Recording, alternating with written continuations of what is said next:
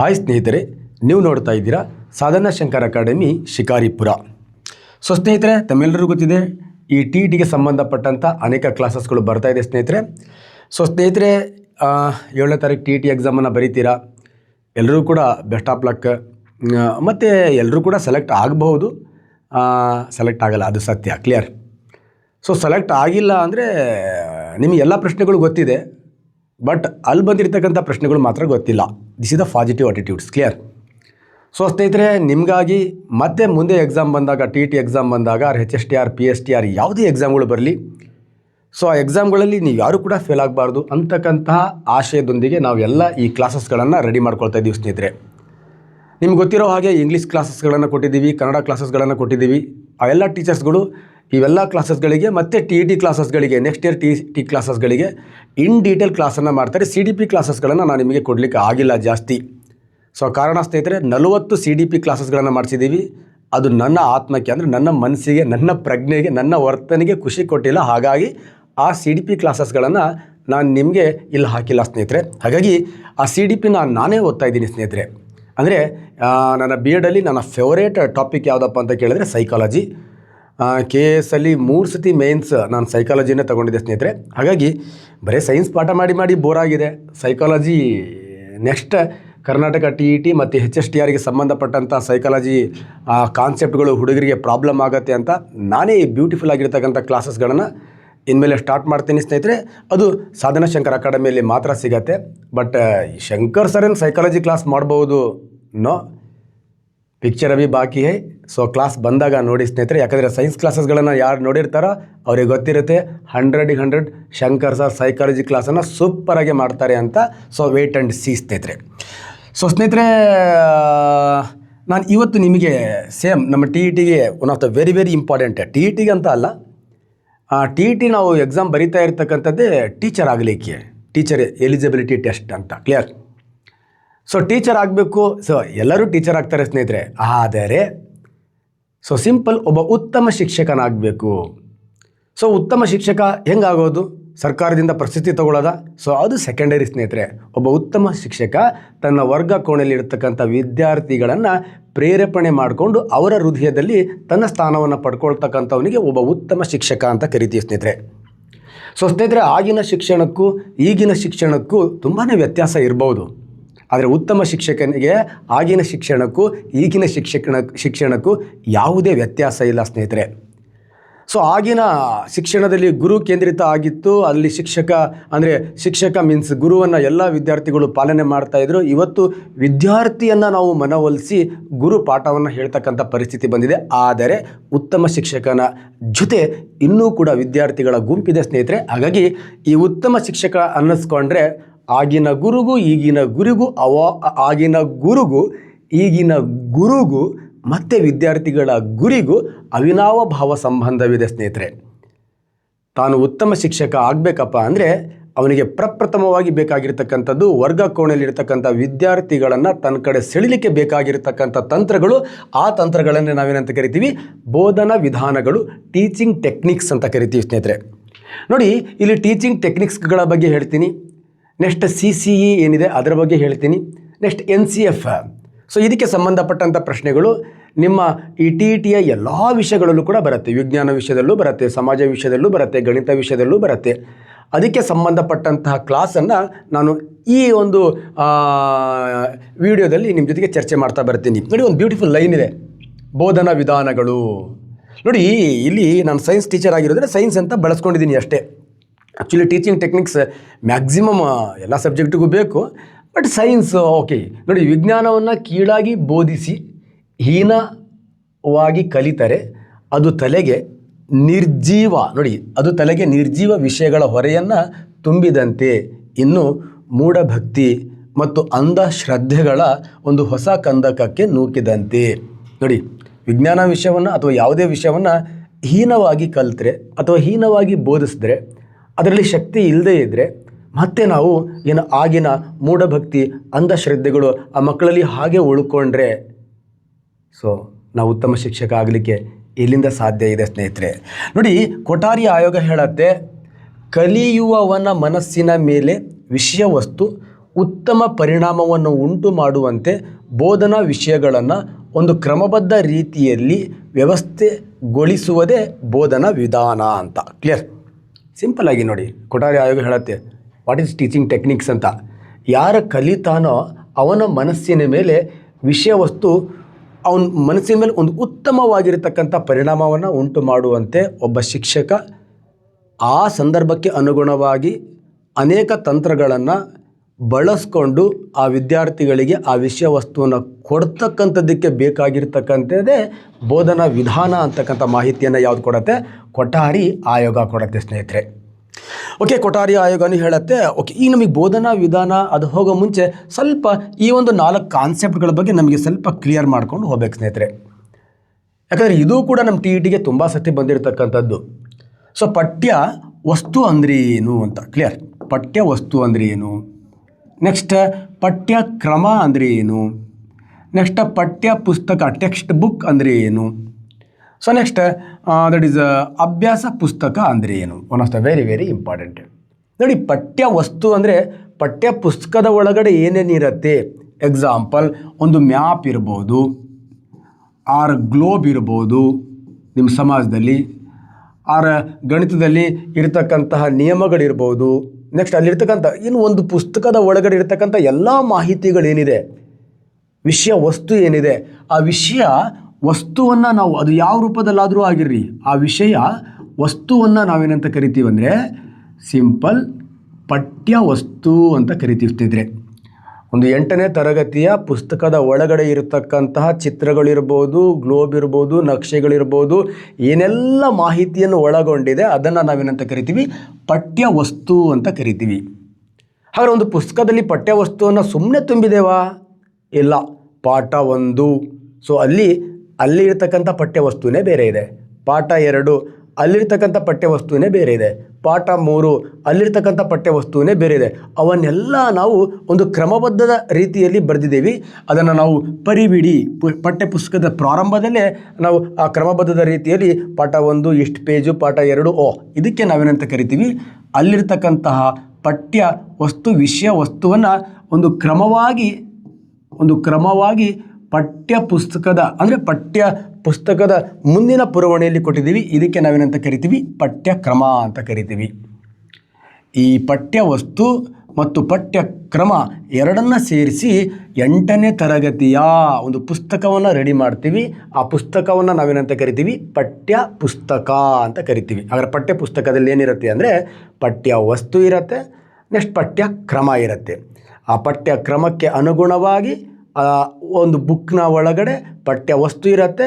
ಆ ಪಠ್ಯಕ್ರಮ ಪಠ್ಯ ವಸ್ತುವನ್ನು ನಾವು ಪಠ್ಯ ಪುಸ್ತಕದ ರೀತಿಯಲ್ಲಿ 8ನೇ ತರಗತಿ ಪಠ್ಯ ಪುಸ್ತಕ, 9ನೇ ತರಗತಿ ಪಠ್ಯ ಪುಸ್ತಕ, 6ನೇ ತರಗತಿ ಪಠ್ಯ ಪುಸ್ತಕ, ಈ ರೀತಿಯಲ್ಲಿ ಸರ್ಕಾರ ಮಕ್ಕಳಿಗೆ ಹೊರೆ ಆಗದ ರೀತಿಯಲ್ಲಿ ಅದನ್ನು ಏನು ಮಾಡುತ್ತೆ? ಸರಬರಾಜು ಮಾಡುತ್ತೆ ಸ್ನೇಹಿತರೆ. ಆ ಪಠ್ಯ ಪುಸ್ತಕದ ಒಳಗಡೆ ವಿದ್ಯಾರ್ಥಿಗಳಿಗೆ ಆ ಪಠ್ಯ ವಸ್ತುವನ್ನು ನೆನಪಿಡಲಿಕ್ಕೆ ಅಥವಾ ಪ್ರಮುಖವಾಗಿರ್ತಕ್ಕಂಥ ಪಠ್ಯ ವಸ್ತುಗಳನ್ನು ತನ್ನ ಜೀವನಕ್ಕೆ ಅಳವಡಿಸ್ಕೊಳ್ಳಿಕ್ಕೆ ನಾವು ಹಾಕಲಾಗಿರ್ತಕ್ಕಂಥ ಪ್ರಶ್ನೆಗಳೇನಿದೆಯಲ್ವಾ, ಅದಕ್ಕೆ ನಾವೇನಂತ ಕರಿತೀವಿ? ಪ್ರಶ್ನೆಗಳಿರ್ಬೋದು, ಡ್ಯಾಸಸ್ಗಳಿರ್ಬೋದು, ಅವುಗಳನ್ನು ನಾವು ಅಭ್ಯಾಸ ಪುಸ್ತಕಗಳು ಅಂತ ಕರಿತೀವಿ. ಸೊ ಇದು ಕೂಡ ನಮ್ಮ TET ಕಾಂಪಿಟೇಟಿವ್ ಎಕ್ಸಾಮಲ್ಲಿ ಆಗಾಗ ಬಂದಿದೆ ಸ್ನೇಹಿತರೆ. ಒಂದು ಸತಿ ನೋಡ್ಕೊಳ್ಳಿ, ಅರ್ಥ ಆಗಿದೆ ಅಂತ ಅನ್ಕೋತೀನಿ. ಕ್ಲಿಯರ್? ಈಗ ನೋಡಿ, ನಮಗೀಗ ಪಠ್ಯವಸ್ತು, ಪಠ್ಯಕ್ರಮ, ಪಠ್ಯಪುಸ್ತಕ, ಅಭ್ಯಾಸ ಪುಸ್ತಕ ಆದಮೇಲೆ ಮತ್ತು ನಾವು ಬೋಧನಾ ವಿಧಾನಗಳನ್ನು ಒಂದೊಂದೇ ತಿಳ್ಕೋತಾ ಹೋಗೋಣ. ಕ್ಲಿಯರ್? ನೋಡಿ, ಇಲ್ಲೊಂದು ಮತ್ತೊಂದು ಬ್ಯೂಟಿಫುಲ್ ಆಗಿರ್ತಕ್ಕಂಥ ಆರ್ಟಿಕಲನ್ನು ಹಾಕ್ಕೊಂಡಿದ್ದೀನಿ. ಶಿಕ್ಷಕನು ಎಲ್ಲ ಬೋಧನಾ ವಿಧಾನಗಳನ್ನು ಉಪಯೋಗಿಸುವುದಿಲ್ಲ. ಒಂದು ಕ್ಲಾಸ್ ರೂಮಲ್ಲಿ ಎಲ್ಲ ಟೀಚಿಂಗ್ ಟೆಕ್ನಿಕ್ಸ್ಗಳನ್ನು ಒಮ್ಮೆಲೇ ಬಳಸಲಿಕ್ಕೆ ಆಗಲ್ಲ. ವಿಷಯದ ಸ್ವರೂಪ, ಘಟಕದ ವ್ಯಾಪ್ತಿಗೆ ಸರಿಹೊಂದುವ ಉತ್ತಮವಾದ ಒಂದು ಬೋಧನಾ ವಿಧಾನವನ್ನು ಆಯ್ಕೆ ಮಾಡಿಕೊಳ್ಳುವ ಶಿಕ್ಷಕ ಯಶಸ್ವಿ ಶಿಕ್ಷಕನಾಗ್ತಾನೆ. ಅವನು ವಿದ್ಯಾರ್ಥಿಯ ಹೃದಯದಲ್ಲಿ ಉಳ್ಕೊಳ್ತಕ್ಕಂಥ ಶಿಕ್ಷಕನಾಗ್ತಾನೆ ಸ್ನೇಹಿತರೆ. ಸೊ ಸಿಂಪಲ್, ಇಂತಹ ಒಂದು ಯಶಸ್ವಿ ಶಿಕ್ಷಕನಾಗಬೇಕಪ್ಪ ಅಂದರೆ ಅವನಿಗೆ ಬೋಧನಾ ಪದ್ಧತಿಯ ಸೂತ್ರಗಳೇನಿದೆ ಆ ಸೂತ್ರಗಳ ಅರಿವು ಅವನಿಗೆ ಇರಬೇಕಾಗತ್ತೆ. ಅರಿವು ಇದ್ದರೆ ಅಷ್ಟೇ ಅಲ್ಲ, ಅವುಗಳನ್ನು ವರ್ಗಾವಣೆಯಲ್ಲಿ ಹೇಗೆ ಬಳಸಬೇಕು ಅಂತಕ್ಕಂಥ ಮಾಹಿತಿಯೂ ಕೂಡ ಅವನಿಗೆ ಗೊತ್ತಿರಬೇಕಾಗತ್ತೆ ಸ್ನೇಹಿತರೆ. ಸೊ ಸ್ನೇಹಿತರೆ, ನಿಮ್ಮ ಹೃದಯದಿಂದ ಆ ವಿದ್ಯಾರ್ಥಿಯನ್ನು ಪ್ರೀತಿ ಮಾಡಿದ್ದೇ ಆದರೆ ಇದನ್ನು ಕಲಿಬೇಕಂತ ಏನಿಲ್ಲ, ನಿಮ್ಮ ಹೃದಯನೇ ಇವೆಲ್ಲ ತತ್ವಗಳನ್ನು ನಿಮ್ಮಲ್ಲಿ ಕೊಡುತ್ತೆ ಅಂತ ಹೇಳ್ತಾ ಒಂದೊಂದೇ ಈ ಬೋಧನಾ ತತ್ವಗಳನ್ನು ನಿಮ್ಮ ಜೊತೆಗೆ ಚರ್ಚೆ ಮಾಡ್ತಾ ಬೋಧನಾ ವಿಧಾನಗಳಿಗೆ ಎಂಟ್ರಿ ಆಗ್ತೀನಿ ಸ್ನೇಹಿತರೆ. ನೋಡಿ, ಕಲಿಯುವ ಮತ್ತು ಕಲಿಸುವಿಕೆಯ ಪ್ರಕ್ರಿಯೆಯನ್ನು ಸರಳಗೊಳಿಸಲಿಕ್ಕೆ ಇರತಕ್ಕಂತಹ ಈ ಸೂತ್ರಗಳನ್ನು ನಾವೇನಂತ ಕರಿತೀವಿ? ಬೋಧನಾ ಸೂತ್ರಗಳು ಅಂತ ಕರಿತೀವಿ. ಈ ಬೋಧನಾ ಸೂತ್ರಗಳಲ್ಲಿ ಮೂರ್ತದಿಂದ ಅಮೂರ್ತದ ಕಡೆಗೆ. ನೋಡಿ, ಮೂರ್ತ ಅಂದರೆ ಆ ಮಗು ಏನೋ ಒಂದು ಗೊತ್ತಿರತ್ತೆ, ಆದರೆ ಪುಸ್ತಕದಲ್ಲಿ ಒಂದು ಏನೋ ಇದೆ ಅದು ಗೊತ್ತಿಲ್ಲ. ಆ ಗೊತ್ತಿರುವ ಉದಾಹರಣೆಗಳನ್ನು ಕೊಟ್ಟು ಆ ಗೊತ್ತಿಲ್ಲದ ವಿಷಯವನ್ನು ಅವನಿಗೆ ಕಲಿಸ್ತಕ್ಕಂಥ ಒಂದು ಬ್ಯೂಟಿಫುಲ್ ತತ್ವ ಏನಿದೆಯಲ್ವಾ, ಆ ತತ್ವಕ್ಕೆ ನಾವು ನೌನ್ ಟು ಅನ್ನೌನ್, ಮೂರ್ತದಿಂದ ಅಮೂರ್ತದ ಕಡೆಗೆ. ನೋಡಿ, ಅದರ ಕಂಪ್ಲೀಟ್ ಎಕ್ಸ್ಪ್ಲನೇಷನ್ ಕೆಳಗಡೆ ಗೊತ್ತಿದ್ದರಿಂದ ಗೊತ್ತಿಲ್ಲದ ಕಡೆಗೆ. ಒಂದು ಬ್ಯೂಟಿಫುಲ್ ಆಗಿರತಕ್ಕಂಥ ತತ್ವ. ಮಗು ಗೊತ್ತಿರಲ್ಲ, ನಾವೇನು ಎಕ್ಸ್ಪ್ಲೇನ್ ಮಾಡಬೇಕು ಅದು ಮಗು ಗೊತ್ತಿರಲ್ಲ, ಆದರೆ ಮಗು ಆಲ್ರೆಡಿ ಪೂರ್ವಜ್ಞಾನ ಇದೆ, ಗೊತ್ತಿರ್ತಕ್ಕಂಥದ್ದು. ಅವುಗಳನ್ನು ಬಳಸ್ಕೊಂಡು ಮಗುವಿಗೆ ಒಳ್ಳೆ ಬ್ಯೂಟಿಫುಲ್ಲಾಗಿ ರೆಡಿ ಮಾಡೋದು. ಅಡ್ಡಿ ಅಲ್ಲಿಗೆ ಇಷ್ಟೇ ಕಾಣಲ್ಲ ಇದು ಅಂತ ಅವನಿಗೆ ಆ ಗೊತ್ತಿಲ್ಲದೆ ಇರತಕ್ಕಂಥ ವಿಷಯವನ್ನು ಸಿಂಪಲ್ಲಾಗಿ ತಿಳಿಸ್ತಕ್ಕಂಥ ಈ ಬ್ಯೂಟಿಫುಲ್ ತತ್ವಗಳಿದೆಯಲ್ವಾ, ಅದೇ ಮೂರ್ತದಿಂದ ಅಮೂರ್ತದ ಕಡೆಗೆ. ನೆಕ್ಸ್ಟ್, ಇಡಿಯಿಂದ ಬಿಡಿಯೆಡೆಗೆ. ಒಂದು ಬ್ಯೂಟಿಫುಲ್ ಆಗಿರ್ತಕ್ಕಂಥ ಕಾನ್ಸೆಪ್ಟನ್ನು ಹೇಳೋದು. ಕಾನ್ಸೆಪ್ಟನ್ನು ಹೇಳಿ, ಸರ್ ಈ ಥರನ ಇದು ನಿನ್ನ ಅಂತ ಹೇಳಿ ಅದನ್ನು ಬಿಡಿಸಿ ಹೇಳೋದು. A² - B² ಹೇಳೋದು. Sir A² - B²? ಸಿಂಪಲ್ ಕಣಯ್ಯ. A² - B² ಅಂದರೆ ನೀನೇ ಟೆನ್ಷನ್ ತೊಗೋತೀಯಾ? ಒಂದು ಸತಿ A+B ಬರ್ಕೋ, ಇನ್ನೊಂದು ಸತಿ A - B ಬರ್ಕೋ, ಇಂಟು ಮಾಡು. A² plus into minus B². So ಈ ಥರ A² - B² ಇಡೀ ಹೇಳೋದು, ಆಮೇಲೆ ಅದನ್ನು ಬಿಡಿಸಿ ಹೇಳೋದು. ಇಡಿಯಿಂದ ನೆಕ್ಸ್ಟ್ ಬಿಡಿಗಳಿಂದ ಇಡಿಯೆಡೆಗೆ ಅಂತ. ಓಕೆ, ಅನೇಕ ಬಿಡಿಗಳಿಂದ ಗೊತ್ತಾಗತ್ತೆ. ನೆಕ್ಸ್ಟ್, ಮನೋವೈಜ್ಞಾನಿಕತೆಯಿಂದ ತಾರ್ಕಿಕತೆಯೆಡೆಗೆ. ಮನೋವೈಜ್ಞಾನಿಕತೆ ವಿದ್ಯಾರ್ಥಿಗಳಿಗೆ ವೈಜ್ಞಾನಿಕ ಶಕ್ತಿಯನ್ನು ಬಳಸ್ತಕ್ಕಂಥದ್ದು. ಈ ಥರ ಇರುತ್ತಾ? ಹಕ್ಕಿ ಹಾರುತ್ತಿದೆ ಗಾಳಿಯಲ್ಲಿ, ಹೊಡಿ ಹಲ್ಗೆ ವಿಮಾನನೂ ಹಾರತ್ತೆ. ನೋಡಿ, ನಮ್ಮ ಅಬ್ದುಲ್ ಕಲಾಂ ಅದೇ ತಾನೇ ವೈಜ್ಞಾನಿಕತೆಯಿಂದ ತಾರ್ಕಿಕತೆಗೆ ಬಂದಿದ್ದು. ನಮ್ಮ ಅಬ್ದುಲ್ ಕಲಾಂ ದಿನ ಬೆಳಗ್ಗೆ ಹೋಗಿ ಆಕಾಶ ನೋಡ್ತಾ ಇದ್ದಂತೆ. ಆ ಹುಡುಗರು ಕೇಳ್ತಿದ್ದಾರೆ, ಯಾಕಲ್ಲಿ ಆಕಾಶ ನೋಡ್ತೀಯ ಅಂತ. ಒಂದು ದಿವಸ ನಾನು ಆಕಾಶದ ಆ ಕಡೆ ಹಾರಬೇಕು ಅನ್ನೋ ಆಸೆ. ಕ್ಷಿಪಣಿ ಮನುಷ್ಯ ಆಗಲಿಲ್ವಾ? ಸಿಂಪಲ್. ಅವನಿಗೆ ವೈಜ್ಞಾನಿಕತೆ ಆಗಿರ್ತಕ್ಕಂಥ ಮನೋಭಾವನೆ ಒಬ್ಬ ಶಿಕ್ಷಕನಿಂದ ಸಿಕ್ತು.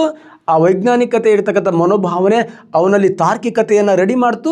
ತಾರ್ಕಿಕತೆಯಿಂದ ಅವನೊಂದು ಬ್ಯೂಟಿಫುಲ್ ಇನ್ನೋವೇಷನನ್ನು ರೆಡಿ ಮಾಡ್ದ ಸ್ನೇಹಿತರೆ. ನೆಕ್ಸ್ಟ್, ಸರಳವಾದುದರಿಂದ ಸಂಕೀರ್ಣತೆಯೆಡೆಗೆ. ಅಂದರೆ ಅವನಿಗೆ ಏನು ಗೊತ್ತಿರ್ತಕ್ಕಂಥದ್ದನ್ನು ತಗೊಂಡು ಗೊತ್ತಿಲ್ಲದೆ ಇರತಕ್ಕಂತಹ ಕ್ಲಿಷ್ಟವಾಗಿರ್ತಕ್ಕಂಥ ವಿಷಯವನ್ನು ಸುಲಭವಾಗಿ ಹೇಳ್ತಕ್ಕಂಥ ಒಂದು ಬ್ಯೂಟಿಫುಲ್ ಆಗಿರ್ತಕ್ಕಂತಹ ಕಾನ್ಸೆಪ್ಟ್. ಇವುಗಳನ್ನೆಲ್ಲ ಈ ಬೋಧನಾ ತತ್ವಗಳು ಹೇಳುತ್ತೆ ಸ್ನೇಹಿತರೆ.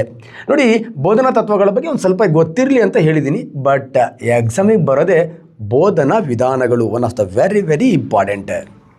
ನೋಡಿ, ಅದಕ್ಕೆ ಎಂಟ್ರಿ ಆಗೋ ಮುಂಚೆ ಮತ್ತೊಂದು ಸತಿ ಶಿಕ್ಷಕರು ಬೋಧನೆಯಲ್ಲಿ ಈ ಮೇಲಿನ ಯಾವುದಾದರೂ ಸೂತ್ರಗಳನ್ನು ಅಳವಡಿಸಿಕೊಂಡು ಬೋಧನೆಯನ್ನು ವಿದ್ಯಾರ್ಥಿಗಳಿಗೆ ಕುತೂಹಲವಾಗಿ ಕೆರಳಿಸುವಂತೆ, ಆಸಕ್ತಿ ಪ್ರಚೋದಿಸುವಂತೆ, ವಿಚಾರಣೆಗಳನ್ನು ಉದ್ದೀಪನಗೊಳಿಸುವಂತೆ ಮಾಡುವರು.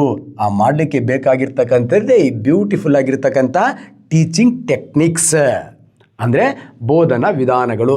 ಎಷ್ಟು ಸತಿ ನಮ್ಮ ಕಾಂಪಿಟೇಟಿವ್ ಎಕ್ಸಾಮಲ್ಲಿ ಬಂದಿಲ್ಲ ಇದು? ಅನುಗಮನ ಪದ್ಧತಿ, ಕಮಿಂಗ್ ಇಂಡಕ್ಟಿವ್ ಮೆಥಡ್.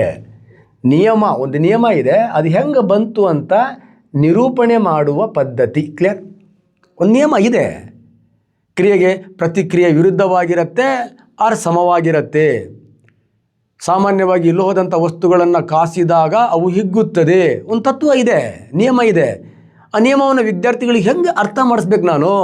ಆಗ ಅನೇಕ ಆ ವಿದ್ಯಾರ್ಥಿಗಳಿಗೆ ಗೊತ್ತಿರತಕ್ಕಂಥ ಉದಾಹರಣೆಗಳನ್ನು ಕೊಡೋದು.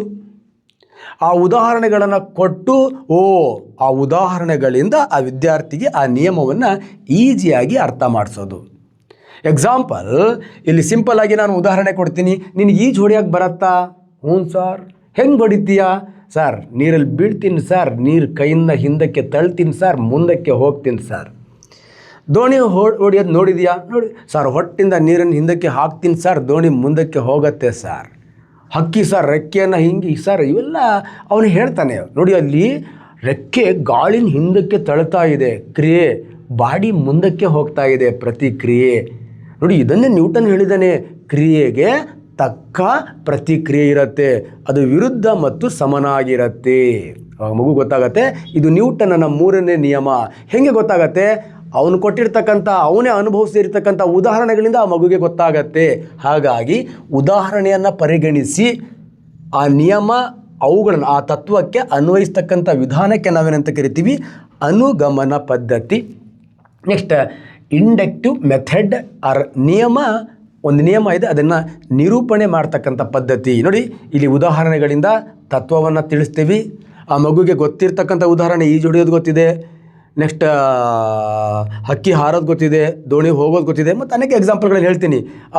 ಮಗು ಗೊತ್ತಿರ್ತಕ್ಕಂಥದ್ದು ಮೂರ್ತ, ಗೊತ್ತಿಲ್ಲದೆ ಇರತಕ್ಕಂಥ ನಿಯಮವನ್ನು ಹೇಳ್ತೀವಿ, ಅಮೂರ್ತದ ಕಡೆಗೆ, ಗೊತ್ತಿದ್ದರಿಂದ ಗೊತ್ತಿಲ್ಲದ ಕಡೆಗೆ, ನಿರ್ದಿಷ್ಟ ಆ ಮಗುಗೆ ಗೊತ್ತಿರತಕ್ಕಂಥ ದೃಷ್ಟಾಂತ ಉದಾಹರಣೆಗಳಿಂದ ಸಾರ್ವತ್ರಿಕ ತತ್ವದೆಡೆಗೆ ಈ ಬ್ಯೂಟಿಫುಲ್ ಆಗಿರ್ತಕ್ಕಂತಹ ಈ ಅನುಗಮನ ಪದ್ಧತಿ ಅಂತಕ್ಕಂಥದ್ದು ಏನು ಮಾಡುತ್ತೆ?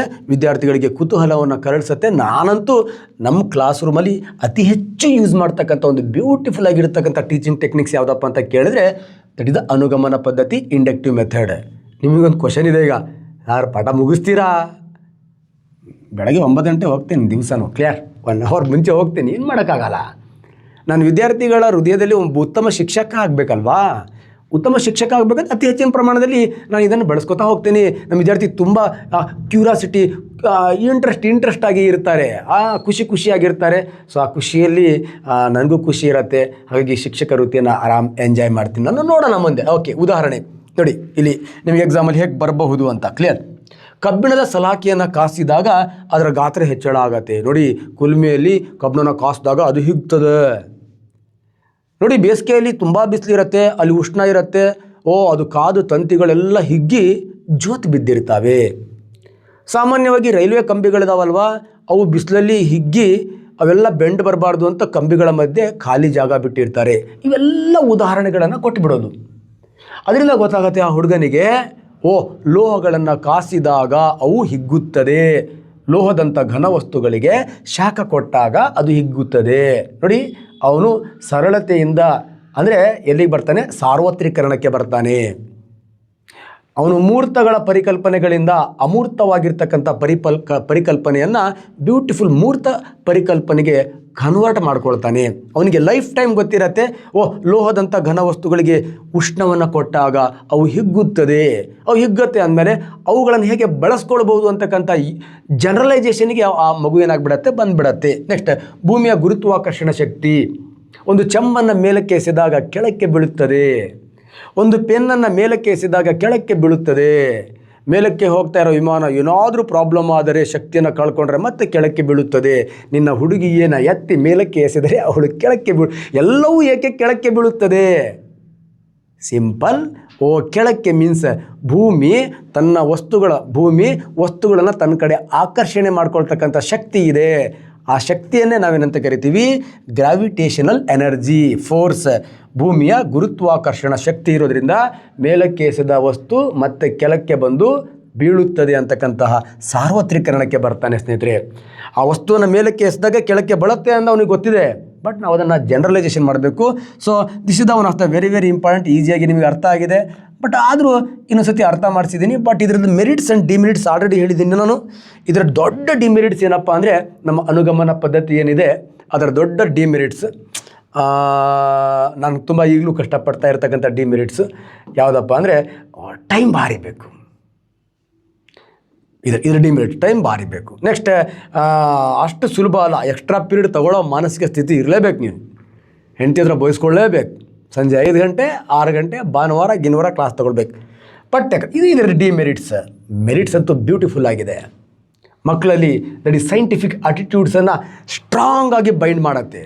ಯಾಕಂದರೆ ಆ ಮಗುಗೆ ಆ ನಿಯಮಗಳನ್ನು, ಆ ತತ್ವಗಳನ್ನು, ಆ ಅಲಂಕಾರವನ್ನು, ಆ ಸಮಾಜದ ಬ್ಯೂಟಿಫುಲ್ ಆಗಿರ್ತಕ್ಕಂಥ ಪರಿಕಲ್ಪನೆಗಳನ್ನು, ಗೊತ್ತಿಲ್ಲದೆ ಇರತಕ್ಕಂಥ ಐಸೋಥರ್ಮ್ಸ್, ಸೊ ಆ ಕ್ಲೌಡ್ ಫಾರ್ಮೇಷನ್ಸ್, ಅವೆಲ್ಲ ಪರಿಕಲ್ಪನೆಗಳನ್ನು ಆ ಮಗುಗೆ ನಾವು ಬರೀ ಐಸ್ ಕಂಡೆ, ನೆಕ್ಸ್ಟ್ ಆ ಆವಿ ಆಗ್ತಕ್ಕಂಥ ನೀರು ಆ ತಾಟ್ ಮೇಲೆ ಕೂರ್ತಕ್ಕಂತಹ ಪ್ರೊಸೆಸ್, ಈ ಸಣ್ಣ ಆ ಮಗುಗೆ ಗೊತ್ತಿರತಕ್ಕಂತಹ ಒಂದು ಬ್ಯೂಟಿಫುಲ್ ಆಗಿರ್ತಕ್ಕಂಥ ಉದಾಹರಣೆಗಳ ಮೂಲಕ ಕೊಡೋದ್ರಿಂದ ಮಕ್ಕಳಿಗೆ ವೈಜ್ಞಾನಿಕವಾಗಿರ್ತಕ್ಕಂಥ ಮನೋಭಾವನೆ ಭದ್ರವಾಗಿ ಅವರ ಹೃದಯದಲ್ಲಿ ಬೇರೂರುತ್ತೆ ಮತ್ತು ಮಗು ತನ್ನಷ್ಟಕ್ಕೆ ತಾನೇ ಕಲಿಯುತ್ತೆ. ಮೋಡ ಆಗಿದೆ ಅಂದರೆ ಕನ್ಫ್ಯೂಸ್ ಆಗಿಬಿಡುತ್ತೆ. ಮೋಡ ಹೆಂಗಾಗತ್ತೆ ಅಂದರೆ ತಾಟ ಮೇಲೆ ನೀರು ಹೆಂಗೆ ಹತ್ಕೊಳ್ಳುತ್ತೆ ಅಂತ ಅವ್ನಿಗೆ ಕ್ಲೀನಾಗಿ ಗೊತ್ತಾದರೆ ಆವಿಯಾಗಿರ್ತಕ್ಕಂಥ ನೀರು ಹೇಗೆ ಸಾಂದ್ರೀಕರಣ ಆಗುತ್ತೆ. ನೆಕ್ಸ್ಟ್ ಆ ಮಗು ಆ ಆಟ ಆಡ್ತಾನೆ ಕಲಿಯುತ್ತೆ. ಮತ್ತು ಆ ಉದಾಹರಣೆಗಳನ್ನು ಆ ಮಗುವಿನ ಜೊತೆಗೆ ತಗೊಳ್ತಾ ಈ ವಿದ್ಯಾರ್ಥಿ ಮತ್ತು ಶಿಕ್ಷಕರ ನಡುವೆ ಇರ್ತಕ್ಕಂಥ ಒಂದು ಸಂಬಂಧ ತುಂಬ ಸ್ಟ್ರಾಂಗ್ ಆಗುತ್ತೆ. ನೆಕ್ಸ್ಟ್ ಪ್ರಾರಂಭಿಕ ಹಂತಕ್ಕೆ ಸೂಕ್ತ ಶೋಧನಾ ವಿಧಾನವಾಗಿದೆ. ಮಕ್ಕಳಿಗೆ ತುಂಬ ಇಂಟ್ರೆಸ್ಟ್ ಪ್ರಾರಂಭಿಕ ಹಂತಕ್ಕೆ. ಮತ್ತು ನೀವು ಹೋಗಿ ಲೆಕ್ಚರಿಂಗ್ ಮೆಥಡಲ್ಲಿ ಹಿಂಗೆಲ್ಲ ಹೇಳಕ್ಕೆ ಹತ್ಬಿಟ್ರೆ ಇವನು ಯಾವನ್ಲಿ ಅನಾಸಿನ್ ಅಂತ ಹೇಳ್ತಾರೆ. ಸೊ ನಮ್ಮ ಹೈಸ್ಕೂಲ್ಗಳಲ್ಲಿ ನಮ್ಮ TGT, GPSTR, ಬ್ಯೂಟಿಫುಲ್ ಆಗಿರ್ತಕ್ಕಂಥ HSTR ಈ ಕ್ಲಾಸಸ್ಗಳಲ್ಲಿ ಅತಿ ಹೆಚ್ಚು ಇದನ್ನು ನಾವು ಸ್ವಲ್ಪ ಸಮಯ ವ್ಯರ್ಥ ಆದರೂ ಪರವಾಗಿಲ್ಲ ಬಳಸ್ಕೊಂಡ್ರೆ ಒಂದು ಉತ್ತಮ ಶಿಕ್ಷಕ ಅನ್ನಿಸ್ಕೋಬೋದು ಸ್ನೇಹಿತರೆ. ಬಟ್ ಎಲ್ಲ ವಿಷಯಗಳಿಗೆ ಇದೇನು ಸೂಕ್ತ ಅಲ್ಲ. ಒಂದು ಅತಿ ಹೆಚ್ಚು ವಿಷಯಗಳನ್ನು ಇದರಲ್ಲಿ ಬಳಸ್ಕೊಳ್ಬೇಕು. ಇದರ ವಿರುದ್ಧವಾಗಿರ್ತಕ್ಕಂಥ ಮತ್ತೊಂದು ಬ್ಯೂಟಿಫುಲ್ ವಿಧಾನ ಇದೆ, ದಟ್ ಇಸ್ ದ ನಿಗಮನ ಪದ್ಧತಿ. ಇದು ಯಾರಿಗೆ ಅರ್ಥ ಆಗಿದೆಯೋ ಅವರು ಈಸಿಯಾಗಿ ಇದನ್ನು ಕ್ಲಿಯರ್ ಮಾಡ್ತಾರೆ. ಇದು ಅನುಗಮನ ಪದ್ಧತಿ ಏನಿದೆ, ನಮ್ಮ ಇಂಡಕ್ಟಿವ್ ಮೆಥಡ್ ಏನಿದೆ, ಆ ಇಂಡಕ್ಟಿವ್ ಮೆಥಡ್ಗೆ ಕಂಪ್ಲೀಟ್ ಆಪೋಸಿಟ್ ಇರ್ತಕ್ಕಂಥದ್ದು. ಬಟ್ ಇದು ಮಜಾ ಇದೆ, ಯಾಕಂದರೆ ನಾವು ಅನುಗಮನ ಪದ್ಧತಿ ಎಲ್ಲ ವಿಷಯಗಳಿಗೆ ಬಳಸೋಕ್ಕೆ ಬರೋದಿಲ್ಲ. ಕೆಲವೊಂದು ವಿಷಯಗಳು ಇದರಿಂದನೂ ಹೋಗ್ಬೇಕು, ನಾವು ಭಾರಿ ಬ್ಯೂಟಿಫುಲ್ಲಾಗಿ ಅರ್ಥ ಆಗುತ್ತೆ ಹುಡುಗರಿಗೆ. ಸಾಮಾನ್ಯವಾಗಿ ಈ ಪದ್ಧತಿ ಇದೆಯಲ್ವಾ, ಬೋಧಕರ ಪದ್ಧತಿ, ಇಲ್ಲಿ ನಾವು ಬ್ಯೂಟಿಫುಲ್ ಆಗಿರ್ತಕ್ಕಂಥ ಪ್ಲ್ಯಾನಿಂಗ್ ಮಾಡ್ಕೊಂಡು ಹೋಗ್ತೀವಿ. ನೋಡಿ, ಅನುಗಮನ ಪದ್ಧತಿ ಏನಿದೆ ಅದರ ವಿರುದ್ಧ ಇಲ್ಲಿ ನಾವು ಏನು ಮಾಡ್ತೀವಿ ಅಂದರೆ ಫಸ್ಟ್ ನಿಯಮಗಳನ್ನು ಹೇಳ್ತೀವಿ, ನೆಕ್ಸ್ಟ್ ತತ್ವಗಳನ್ನು ಹೇಳ್ತೀವಿ, ತೀರ್ಮಾನಗಳನ್ನು ಹೇಳ್ತೀವಿ, ಆಮೇಲೆ ಅವುಗಳನ್ನು ಉದಾಹರಣೆ ಕೊಟ್ಟು ಅವುಗಳನ್ನು ಅರ್ಥ ಮಾಡಿಸ್ತೀವಿ. ಕ್ಲಿಯರ್? ಫಸ್ಟ್ ನಿಯಮಗಳನ್ನು ಹೇಳಿಬಿಡ್ತೀವಿ ನಾವು, ಆಲ್ರೆಡಿ ಹೇಳಿದ್ವಲ್ವಾ. ಫಸ್ಟ್ ಅಲ್ಲಿ ನಾವು ಅನೇಕ ಉದಾಹರಣೆಗಳಿಂದ ನಿಯಮಕ್ಕೆ ಬರ್ತೀವಿ. ಇಲ್ಲಿ ನಿಯಮ ಫಸ್ಟ್ ಹೇಳಿಬಿಡ್ತೀವಿ ನಾವು, ಕ್ರಿಯೆಗೆ ವಿರುದ್ಧ ಮತ್ತು ಸಮನಾಗಿರ್ತಕ್ಕಂಥ ಪ್ರತಿಕ್ರಿಯೆ ಇರುತ್ತದೆ. ಇದು ನ್ಯೂಟನ್ನ 3ನೇ ನಿಯಮ. ಈಗ ಆ ಮಗುವಿಗೆ ಕ್ರಿಯೆ ಅಂದರೆ ಏನು, ಪ್ರತಿಕ್ರಿಯೆ ಅಂದರೆ ಏನು, ಅವನಿಗೆ ಗೊತ್ತಿರತಕ್ಕಂಥ ಉದಾಹರಣೆಗಳನ್ನು ಕೊಟ್ಟು ಆ ನಿಯಮವನ್ನು ಏನು ಮಾಡ್ತೀವಿ, ಅರ್ಥ ಮಾಡಿಸ್ತೀವಿ. ಸ್ಟಾರ್ಟಿಂಗ್ ನಾವು ನಿಯಮವನ್ನು ಹೇಳಬೇಕಾದ್ರೆ ಆ ನಿಯಮ ಅವನಿಗೆ ಗೊತ್ತಿರಲ್ಲ, ದಟ್ ಇಸ್ ದ ಅಮೂರ್ತ, ಅನ್ನೋನ್. ಅವನಿಗೆ ಗೊತ್ತಿರತಕ್ಕಂಥ ಉದಾಹರಣೆಗಳಿಂದ ಆ ನಿಯಮವನ್ನು ಅರ್ಥ ಮಾಡಿಸ್ತೀವಿ. ಹಾಗಾಗಿ ಇದನ್ನು ಅಮೂರ್ತದಿಂದ ಮೂರ್ತದೆಡೆಗೆ, ಗೊತ್ತಿಲ್ಲದ್ದರಿಂದ ಗೊತ್ತಿದ್ದೆಡೆಗೆ, ಸಾಮಾನ್ಯ ತತ್ವಗಳಿಂದ ನಿರ್ದಿಷ್ಟ ತತ್ವದೆಡೆಗೆ ಈ ಬ್ಯೂಟಿಫುಲ್ ಆಗಿರ್ತಕ್ಕಂಥ ಡಿಡಕ್ಷನ್ ಅಂದರೆ ಹೋಗೋದು ಅಂತ. ಓಕೆ, ನಿಗಮನ ಪದ್ಧತಿ, ಈ ಡಿಡಕ್ಟಿವ್ ಮೆಥಡಿಂದ ಏನು ಮಾಡ್ತೀವಿ, ನಾವು ಎಕ್ಸ್ಪ್ಲನೇಷನ್ ಮಾಡ್ತಾ ಬರ್ತೀವಿ ಸ್ನೇಹಿತರೆ. ಇದರ ಮೆರಿಟ್ಸ್ ಏನು, ಇದರ ಡಿಮೆರಿಟ್ಸ್ ಏನು ಅಲ್ಲಿ ಅರ್ಥ ಮಾಡ್ಕೊಂಡ್ರೆ ಇಲ್ಲಿ ಕ್ಲಿಯರ್ ಆಗಿಬಿಡುತ್ತೆ. ಫಸ್ಟ್ ಉದಾಹರಣೆ ಆಲ್ರೆಡಿ ಹೇಳಿದ್ದೀನಿ. ಚಲನೆಯ 3ನೇ ನಿಯಮ ಹೇಳ್ತೀನಿ. 3ನೇ ನಿಯಮಕ್ಕೆ ನಾನು ನಿಯಮ ಹೇಳ್ಕೊಂಡು ಆಮೇಲೆ ಈಜು ಹೊಡೆಯೋದು, ನೆಕ್ಸ್ಟ್ ಬಂದೂಕಿನಿಂದ ಗುಂಡು ಹಾರಿಸಿದಾಗ, ನೆಕ್ಸ್ಟ್ ರಾಕೆಟ್ ಮೇಲಕ್ಕೆ ಹೋಗಬೇಕಾದ್ರೆ ರಾಕೆಟ್ ಕೂಡ ಈ 3ನೇ ನಿಯಮನ ಹೇಗೆ ಅಪ್ಲೈ ಮಾಡ್ಕೊಳ್ಳುತ್ತೆ ಅಂದರೆ ತನ್ನ ನಿಷ್ಕಾಶ ಅನಿಲಗಳು ಇಂಧನ ಯಾವ ಸ್ಪೀಡಲ್ಲಿ ಹೋಗುತ್ತೆ ಅಷ್ಟೇ ಬಾಡಿ ಅದೇ ಸ್ಪೀಡಲ್ಲಿ ಹೋಗುತ್ತೆ. ಕ್ರಿಯೆಗೆ ಪ್ರತಿಕ್ರಿಯೆ ವಿರುದ್ಧ ಮತ್ತು ಸಮ ಇರುತ್ತೆ ಅಂತಕ್ಕಂಥ ಉದಾಹರಣೆಗಳನ್ನು ನಾವು ನಿಯಮವನ್ನು ಹೇಳಿ ಆಮೇಲೆ ಉದಾಹರಣೆಗಳನ್ನು ಕೊಡ್ತೀವಿ ಸ್ನೇಹಿತರೆ. ಸೊ ಸ್ನೇಹಿತರೆ, ಇದ್ರದ್ದು ಗುಣಗಳೇನು, ಇದ್ರದ್ದು ಅವಗುಣಗಳೇನು ನೋಡಿ. ಅನುಗಮನ ಪದ್ಧತಿಯಲ್ಲಿ ನಾವು ಅನೇಕ ಉದಾಹರಣೆಗಳಿಂದ ನಿಯಮವನ್ನು ಹೇಳ್ತೀವಿ. ಬಟ್ ಇಲ್ಲಿ ಹಂಗಲ್ಲ, ನಿಯಮ ಹೇಳಿ ಅದಕ್ಕೆ ಬೇಕಾಗಿರ್ತಕ್ಕಂಥ ಉದಾಹರಣೆಗಳನ್ನು ಹೇಳ್ತೀವಿ. ಹಾಗಾಗಿ ಸ್ವಲ್ಪ ಏನಾಗ್ಬಿಡತ್ತೆ ಅಂದರೆ ಸಮಯದ ಉಳಿತಾಯ ಆಗತ್ತೆ. ಇಲ್ಲಿ ಜಾಸ್ತಿ ಕೊರಿಯಲ್ಲ ನಾವು. ಸೊ ಉನ್ನತ ಹಂತಕ್ಕೆ ಸೂಕ್ತ. ಸ್ವಲ್ಪ ಸಣ್ಣ ಮಕ್ಕಳಿಗೆ ಪ್ರಾಬ್ಲಮ್ ಆಗ್ಬೋದು. ಪ್ರತಿಭಾವಂತ ವಿದ್ಯಾರ್ಥಿಗಳಿಗೆ ಇನ್ನೂ ಬ್ಯೂಟಿಫುಲ್ಲು, ಅವ್ನು ಜಲ್ದಿ ಅರ್ಥ ಮಾಡ್ಕೊಳ್ತಾನೆ. ಸ್ವಲ್ಪ ಮಂದ ಕಲಿಕೆ ವಿದ್ಯಾರ್ಥಿಗಳಿಗೆ, ಸಾಧಾರಣ ವಿದ್ಯಾರ್ಥಿಗಳಿಗೆ ಸ್ವಲ್ಪ ಸಮಸ್ಯೆ ಆಗ್ಬೋದು. ನಿಗದಿತ ಅವಧಿಯಲ್ಲಿ ಪಠ್ಯಕ್ರಮ ಪಠ್ಯವಸ್ತು ಪಠ್ಯಪುಸ್ತಕವನ್ನು ಮುಗಿಸಬಹುದು ನಾವು. ಕ್ಲಿಯರ್? ಬಟ್ ಅಲ್ಲಿ ಹಂಗಲ್ಲ, ಸ್ಪೆಷಲ್ ಕ್ಲಾಸ್ ತಗೊಳ್ಳೇಬೇಕು. ಬಟ್ ಮನೋವೈಜ್ಞಾನಿಕವಾಗಿ ಅಭದ್ರವಾದುದು. ಮಗುಗೆ ಆ ನಿಯಮ ಕಟ್ಟೊಡಿಬಿಡ್ಬೋದು ಅದು, ಬಟ್ ಉದಾಹರಣೆಗಳಿಂದ ಅದು ಅರ್ಥ ಮಾಡ್ಕೊಳ್ಳದೆ ಇರಬಹುದು. ಅಥವಾ ಯಾವುದೋ ಒಬ್ಬ ಶಿಕ್ಷಕ ನಿಯಮವನ್ನು ಗಟ್ಟೋಡಿಸ್ಬಿಡ್ಬೋದು, ಅವನೇ ಉದಾಹರಣೆಗಳನ್ನು ಕೊಡದೇ ಇರಬಹುದು ಅಲ್ವಾ. ಹಾಗಾಗಿ ಮನೋವೈಜ್ಞಾನಿಕವಾಗಿ ಅಭದ್ರವಾದುದು. ವಿದ್ಯಾರ್ಥಿಗಳಿಗೆ ಆತ್ಮವಿಶ್ವಾಸವನ್ನು ಬೆಳೆಸಲ್ಲ. ಅಲ್ಲಿ ಉದಾಹರಣೆಗಳಿಂದ ವಿದ್ಯಾರ್ಥಿಗಳೇ ನಿಯಮವನ್ನು ಪ್ರೂವ್ ಮಾಡ್ತಾರೆ. ಇಲ್ಲಿ ನೇರವಾಗಿ ನಿಯಮಗಳನ್ನು ಹೇಳೋದ್ರಿಂದ ಉದಾಹರಣೆಗಳು ಸರಿಯಾಗಿ ಅರ್ಥ ಆಗದೇ ಇದ್ದರೆ, ಸೊ ಹಾಗಾಗಿ ವಿದ್ಯಾರ್ಥಿಗಳಲ್ಲಿ ಒಂದು ಕಾನ್ಫಿಡೆಂಟನ್ನು ಬೆಳೆಸಲ್ಲ. ಶಿಕ್ಷಕ ವಿದ್ಯಾರ್ಥಿಗಳಲ್ಲಿ ಅನೋನ್ಯವಾಗಿರ್ತಕ್ಕಂಥ ಸಂಬಂಧ ಬೆಳೆಯೋದಿಲ್ಲ. ಇಲ್ಲಿ ಅವನು ನಿಯಮ ಹೇಳಿರ್ತಾನೆ, ಆ ನಿಯಮ ವಿದ್ಯಾರ್ಥಿಗೆ ಅರ್ಥ ಆಗತ್ತೋ ಆಗಲ್ವೋ, ಅವನ ಮನಸ್ಸಲ್ಲಿ ಏನು ಅನ್ಕೋತಾನೋ ನಮಗೆ ಗೊತ್ತಾಗಲ್ಲ. ಹಾಗಾಗಿ ನೆಕ್ಸ್ಟ್ ಕಂಠಪಾಠಕ್ಕೆ ಹೆಚ್ಚು ಒತ್ತು ಕೊಡುತ್ತದೆ. ನಾಳೆ ಬೆಳಗ್ಗೆ ಮತ್ತೆ ಸರ್ ಕೇಳ್ತಾರೆ ಅಂತ ಆ ನಿಯಮವನ್ನು ರಾತ್ರಿ ಎಲ್ಲ ಒಂದು 20, 30, 40 ಸತಿ ಬರ್ಕೊಂಡು ಕಲ್ತ್ಕೊಂಡ್ಬರ್ತಾನೆ. ಬಟ್ ಆ ನಿಯಮವನ್ನು ಅವನು ಉದಾಹರಣೆಗಳನ್ನು ಕೊಟ್ಟು ಪ್ರೂವ್ ಮಾಡ್ತಕ್ಕಂಥ ಶಕ್ತಿ ಅವನಲ್ಲಿ ಬೆಳೆಯಲ್ಲ. ಇದು ಇದರ ಡಿಮೆರಿಟ್ ಸ್ನೇಹಿತರೆ. ಅರ್ಥ ಆಗಿದೆ ಅಂತ ಅನ್ಕೋತೀನಿ.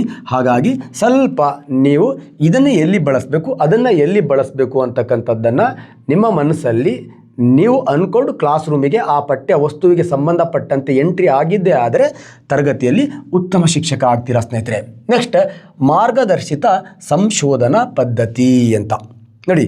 ಮಾರ್ಗದರ್ಶಿತ ಸಂಶೋಧನಾ ಪದ್ಧತಿ ಸಿಂಪಲ್, ಈಸಿ ಇದೆ, ಅದು ಹೆಸರಲ್ಲೇ ಇದೆ. ಒಂದು ವಿದ್ಯಾರ್ಥಿಗೆ ಒಂದು ಸಮಸ್ಯೆಯನ್ನು ಕೊಡೋದು. ಸೊ ಆ ವಿದ್ಯಾರ್ಥಿಗಳಿಗೆ ಸಮಸ್ಯೆಯನ್ನು ಕೊಟ್ಟು ಗೊತ್ತಿದ್ದ ಜ್ಞಾನವನ್ನು ಅನ್ವಯನ ಮಾಡ್ತಾ ಶಿಕ್ಷಕರ ನೋಡಿ ಆ ಮಗು ಒಂದು ಎಕ್ಸಾಂಪಲ್ ಯಾವುದೋ ಒಂದು ಸಮಸ್ಯೆ ಕೊಟ್ಬಿಡೋದು. ಸೊ ಆ ಮಗು ಗೊತ್ತಿರತ್ತೆ, ನೀನು ರೆಡಿ ಮಾಡಪ್ಪ, ಇದಕ್ಕೆ ಏನು ಆನ್ಸರ್ಗಳಿದೆ, ಇದನ್ನು ಹೇಗೆ ರೆಡಿ ಮಾಡಿದ್ದಾರೆ, ಇದು ಹೆಂಗಿರತ್ತೆ ಅಂತ. ಆ ಮಗು ರೆಡಿ ಆಗ್ತಾ ಮಾಡ್ತಾ ಹೋಗುತ್ತೆ. ಎಲ್ಲೋ ಒಂದು ಜಗದಲ್ಲಿ ಮಗು ಎಡುತ್ತಾ ಇರುತ್ತೆ. ಆವಾಗ ಶಿಕ್ಷಕ ಆ ಸಂದರ್ಭದಲ್ಲಿ ಆ ಮಗು ಏನಾದರೂ ಸ್ವಲ್ಪ ತಾನು ರೆಡಿ ಮಾಡ್ಕೊಳ್ತಕ್ಕಂತಹ ವಿಷಯಗಳಲ್ಲಿ ಗೊಂದಲ ಇದ್ದರೆ ಅದಕ್ಕೆ ಮಾರ್ಗದರ್ಶನ ಮಾಡೋದು. ಈ ಥರ ಮಾರ್ಗದರ್ಶನವನ್ನು ಮಾಡ್ತಾ ಮಗುಗೆ ಒಂದು ಸಮಸ್ಯೆಯನ್ನು ಕೊಟ್ಟು ಆ ಮಗುವಿಂದಲೇ ಆ ಸಮಸ್ಯೆಗೆ ಉತ್ತರವನ್ನು ಪಡಿತಾ ಆ ಮಗುವಿಗೆ ಜ್ಞಾನವನ್ನು ಧಾರೆ ಎರಿತಕ್ಕಂಥ ಒಂದು ಬ್ಯೂಟಿಫುಲ್ ಆಗಿರ್ತಕ್ಕಂಥ ಪದ್ಧತಿಗೆ ನಾವೇನಂತ ಕರಿತೀವಿ, ಮಾರ್ಗದರ್ಶಿತ ಸಂಶೋಧನಾ ಪದ್ಧತಿ ಅಂತ ಕರಿತೀವಿ ಸ್ನೇಹಿತರೆ. ಇದು ಮಗು ಮಾಡುತ್ತಾ ಕಲಿಯತಕ್ಕಂಥ ತತ್ವವನ್ನು ಹೊಂದಿದೆ. ನೆಕ್ಸ್ಟ್, ಮಗುವಿಗೆ ರಿಸರ್ಚ್ ಶೋಧನಾ ಒಂದು ಹೊಸ ಆವಿಷ್ಕಾರಗಳನ್ನು ಮಾಡ್ತಕ್ಕಂತಹ ತತ್ವ ಸಿಗತ್ತೆ. ಮಗು ಸ್ವತಂತ್ರವಾಗಿ ತನಗೇನು ಬೇಕೋ ಅವೆಲ್ಲ ಕಲಿತಾ ಹೋಗುತ್ತೆ. ತಪ್ಪಿದ್ದಾಗ ಮಾತ್ರ ಶಿಕ್ಷಕ ಗೈಡ್ ಮಾಡೋದ್ರಿಂದ ಆ ಮಗುಗೆ ಸ್ವಾತಂತ್ರ್ಯದ ಒಂದು ತತ್ವ ಸಿಗತ್ತೆ. ಮಗು ತಾರ್ಕಿಕವಾಗಿ ವಿವೇಚನೆ ಮಾಡ್ತಕ್ಕಂಥ ಶಕ್ತಿಯನ್ನು ಬಳಸ್ಕೊಳ್ಳುತ್ತೆ ಸ್ನೇಹಿತರೆ. ಈ ಥರ ಒಂದು ಬ್ಯೂಟಿಫುಲ್ ಆಗಿರ್ತಕ್ಕಂತಹ ಏನು ಮೆಥಡ್ ಇದೆ, ಇದನ್ನು ನಾವು ಗೈಡೆಡ್ ಡಿಸ್ಕವರಿ ಮೆಥಡ್ ಅಂತ ಕರಿತೀವಿ. ಇಲ್ಲಿ ಮಗು ಸಂಪೂರ್ಣವಾಗಿ ಚಟುವಟಿಕೆಯಿಂದ ತನಗೆ ಶಿಕ್ಷಕ ಕೊಟ್ಟಿರ್ತಕ್ಕಂಥ ಸಮಸ್ಯೆಯನ್ನು ಬಿಡಿಸುವಲ್ಲಿ ಯಶಸ್ವಿ ಆಗತ್ತೆ.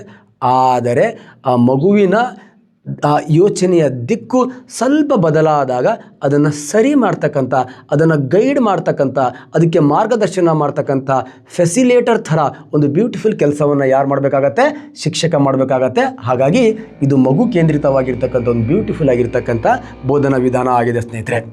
ಹಾಗಾದರೆ ಇದರಲ್ಲಿ ಏನಿದೆ ನೋಡಿ, ಇದರಲ್ಲಿ ಮಕ್ಕಳಲ್ಲಿ ವೈಜ್ಞಾನಿಕವಾಗಿರ್ತಕ್ಕಂತಹ ಆಲ್ರೆಡಿ ಮಗು ಕಲಿತಾ ಹೋಗುತ್ತೆ ಶಿಕ್ಷಕ, ಹಾಗಾಗಿ ಆಲ್ರೆಡಿ ಸೈಂಟಿಫಿಕ್ ಆಗಿರ್ತಕ್ಕಂಥ ಆಟಿಟ್ಯೂಡ್ ಡೆವಲಪ್ಮೆಂಟ್ ಆಗುತ್ತೆ. ಸೊ ವಿದ್ಯಾರ್ಥಿನೇ ಇದನ್ನು ಮಾಡುತ್ತಾ ಕಲಿತತ್ವ ಇರೋದ್ರಿಂದ ಮಗುವಿಗೆ ಚೆನ್ನಾಗಿ ಅರ್ಥ ಆಗುತ್ತೆ. ಹಾಗಾಗಿ ಆ ಒಂದು ಪರಿಕಲ್ಪನೆಯ ಬಗ್ಗೆ ಮಗುವಿಗೆ ಆತ್ಮವಿಶ್ವಾಸ ಬೆಳೆಯುತ್ತೆ. ನೆಕ್ಸ್ಟ್, ಮಗುವಿಗೆ ಎಂತಹ ಸಮಸ್ಯೆ ಕೊಟ್ಟರು ನಾನು ಬಿಡಿಸ್ತಕ್ಕಂಥ ಶಕ್ತಿ ಇದೆ ಅಂತಕ್ಕಂತಹ ಶಕ್ತಿ ಮಕ್ಕಳಲ್ಲಿ ಬೆಳವಣಿಗೆ ಆಗುತ್ತೆ ಸ್ನೇಹಿತರೆ. ಹಾಗಾದರೆ ಇದರದ್ದು ಡಿಮೆರಿಟ್ಸ್ ಇದೆಯಾ? ಒಂದು ಯಾವುದೇ ಪದ್ಧತಿ ಇರಲಿ ಅದರದ್ದು ಮೆರಿಟ್ಸ್ ಇದೆ ಅಂದರೆ ಡಿಮೆರಿಟ್ಸ್ ಕೂಡ ಇರುತ್ತೆ. ನಿಧಾನವಾದ ಕಲಿಕೆ, ಪಠ್ಯಕ್ರಮ ಮುಗಿಸುವುದು ಕಷ್ಟ. ಸೇಮ್ ನಮ್ಮ ಅನುಗಮನ ಪದ್ಧತಿ ಏನಿದೆ ಅದೇ ಥರ ಇಲ್ಲೂ ಕೂಡ ಟೀಚರ್ ಮತ್ತು ಶಿಕ್ಷಕ ವಿದ್ಯಾರ್ಥಿ ನಡುವೆ ಅನೋನ್ಯವಾಗಿರ್ತಕ್ಕಂಥ ಸಂಬಂಧಗಳು ಇರೋದ್ರಿಂದ ಆಟೋಮೆಟಿಕ್ಕಾಗಿ ಟೈಮ್ ವೇಸ್ಟ್ ಆಗುತ್ತೆ. ಹಾಗಾಗಿ ಪಠ್ಯಕ್ರಮ ನಮಗೆ ಕೊಟ್ಟಿರ್ತಕ್ಕಂಥ ಟೈಮಲ್ಲಿ ಮುಗಿಸೋದು ಕಷ್ಟ. ಶಿಕ್ಷಕರಿಗೆ ಶ್ರಮ. ಶಿಕ್ಷಕ ಆ ವಿದ್ಯಾರ್ಥಿಗಳನ್ನು ಸಂಪೂರ್ಣವಾಗಿ ಗಮನಿಸಬೇಕಾಗತ್ತೆ. ಯಾಕಂದರೆ ಅವನು ಸ್ವಲ್ಪ ತಪ್ಪು ಮಾಡಿದ್ರೂ ಕಂಪ್ಲೀಟ್ ತಪ್ಪು ಪರಿಕಲ್ಪನೆಯನ್ನು ಬೆಳೆಸ್ತಾ ಹೋಗ್ತಾನೆ. ಆ ಜಾಗದಲ್ಲಿ ಅವನನ್ನು ಮತ್ತೆ ಗೈಡ್ ಮಾಡಿ ನೀನು ಹೀಗೆ ಹೋಗುವಂಥ ಒಂದು ಡೈರೆಕ್ಷನ್ ಕೊಡ್ತಕ್ಕಂತಹ ಕೆಲಸವನ್ನು ಶಿಕ್ಷಕ ಪದೇ ಎಲ್ಲ ವಿದ್ಯಾರ್ಥಿಗಳ ಮೇಲೆ ಗಮನಿಸಬೇಕಾಗಿರೋದ್ರಿಂದ ಶಿಕ್ಷಕರಿಗೆ ಸ್ವಲ್ಪ ಶ್ರಮ.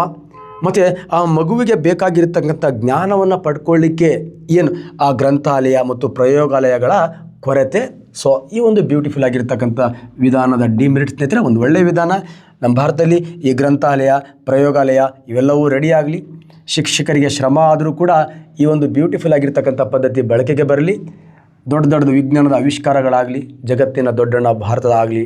ಸೊ ಸ್ವಲ್ಪ ಯೋಚನೆ ಮಾಡಿ, ನೀವೆಲ್ಲ ಶಿಕ್ಷಕರಾಗೋರಿದ್ದೀರಿ ಸ್ನೇಹಿತರೆ. ನೆಕ್ಸ್ಟ್, ಸಮಸ್ಯೆ ಪರಿಹಾರ ಪದ್ಧತಿ. One of the very important. ಇದಂತೂ ನಾವು ಕ್ಲಾಸ್ ರೂಮಲ್ಲಿ ತುಂಬ ಚೆನ್ನಾಗಿ ಬಳಸ್ಕೊತಾ ಹೋಗ್ಬೋದು. ಸ್ವಲ್ಪ ಪ್ರಾಕ್ಟಿಕಲಿ ಸ್ಟ್ರಾಂಗ್ ಇರಬೇಕಷ್ಟೇ. ನೋಡಿ, ಸಮಸ್ಯೆ ಪರಿಹಾರ ಪದ್ಧತಿ. ಇಲ್ಲಿ ಸಮಸ್ಯೆ ಯಾರು ಕೊಡೋದು? ಟೀಚರೇ ಕೊಟ್ಬಿಡೋದು. ಆ ವಿದ್ಯಾರ್ಥಿಗಳ ಮನಸ್ಸಲ್ಲಿ ಒಂದು ಬ್ಯೂಟಿಫುಲ್ ಆಗಿರ್ತಕ್ಕಂಥ ಪ್ರಾಬ್ಲಮ್ ಕ್ರಿಯೇಟ್ ಮಾಡೋದು.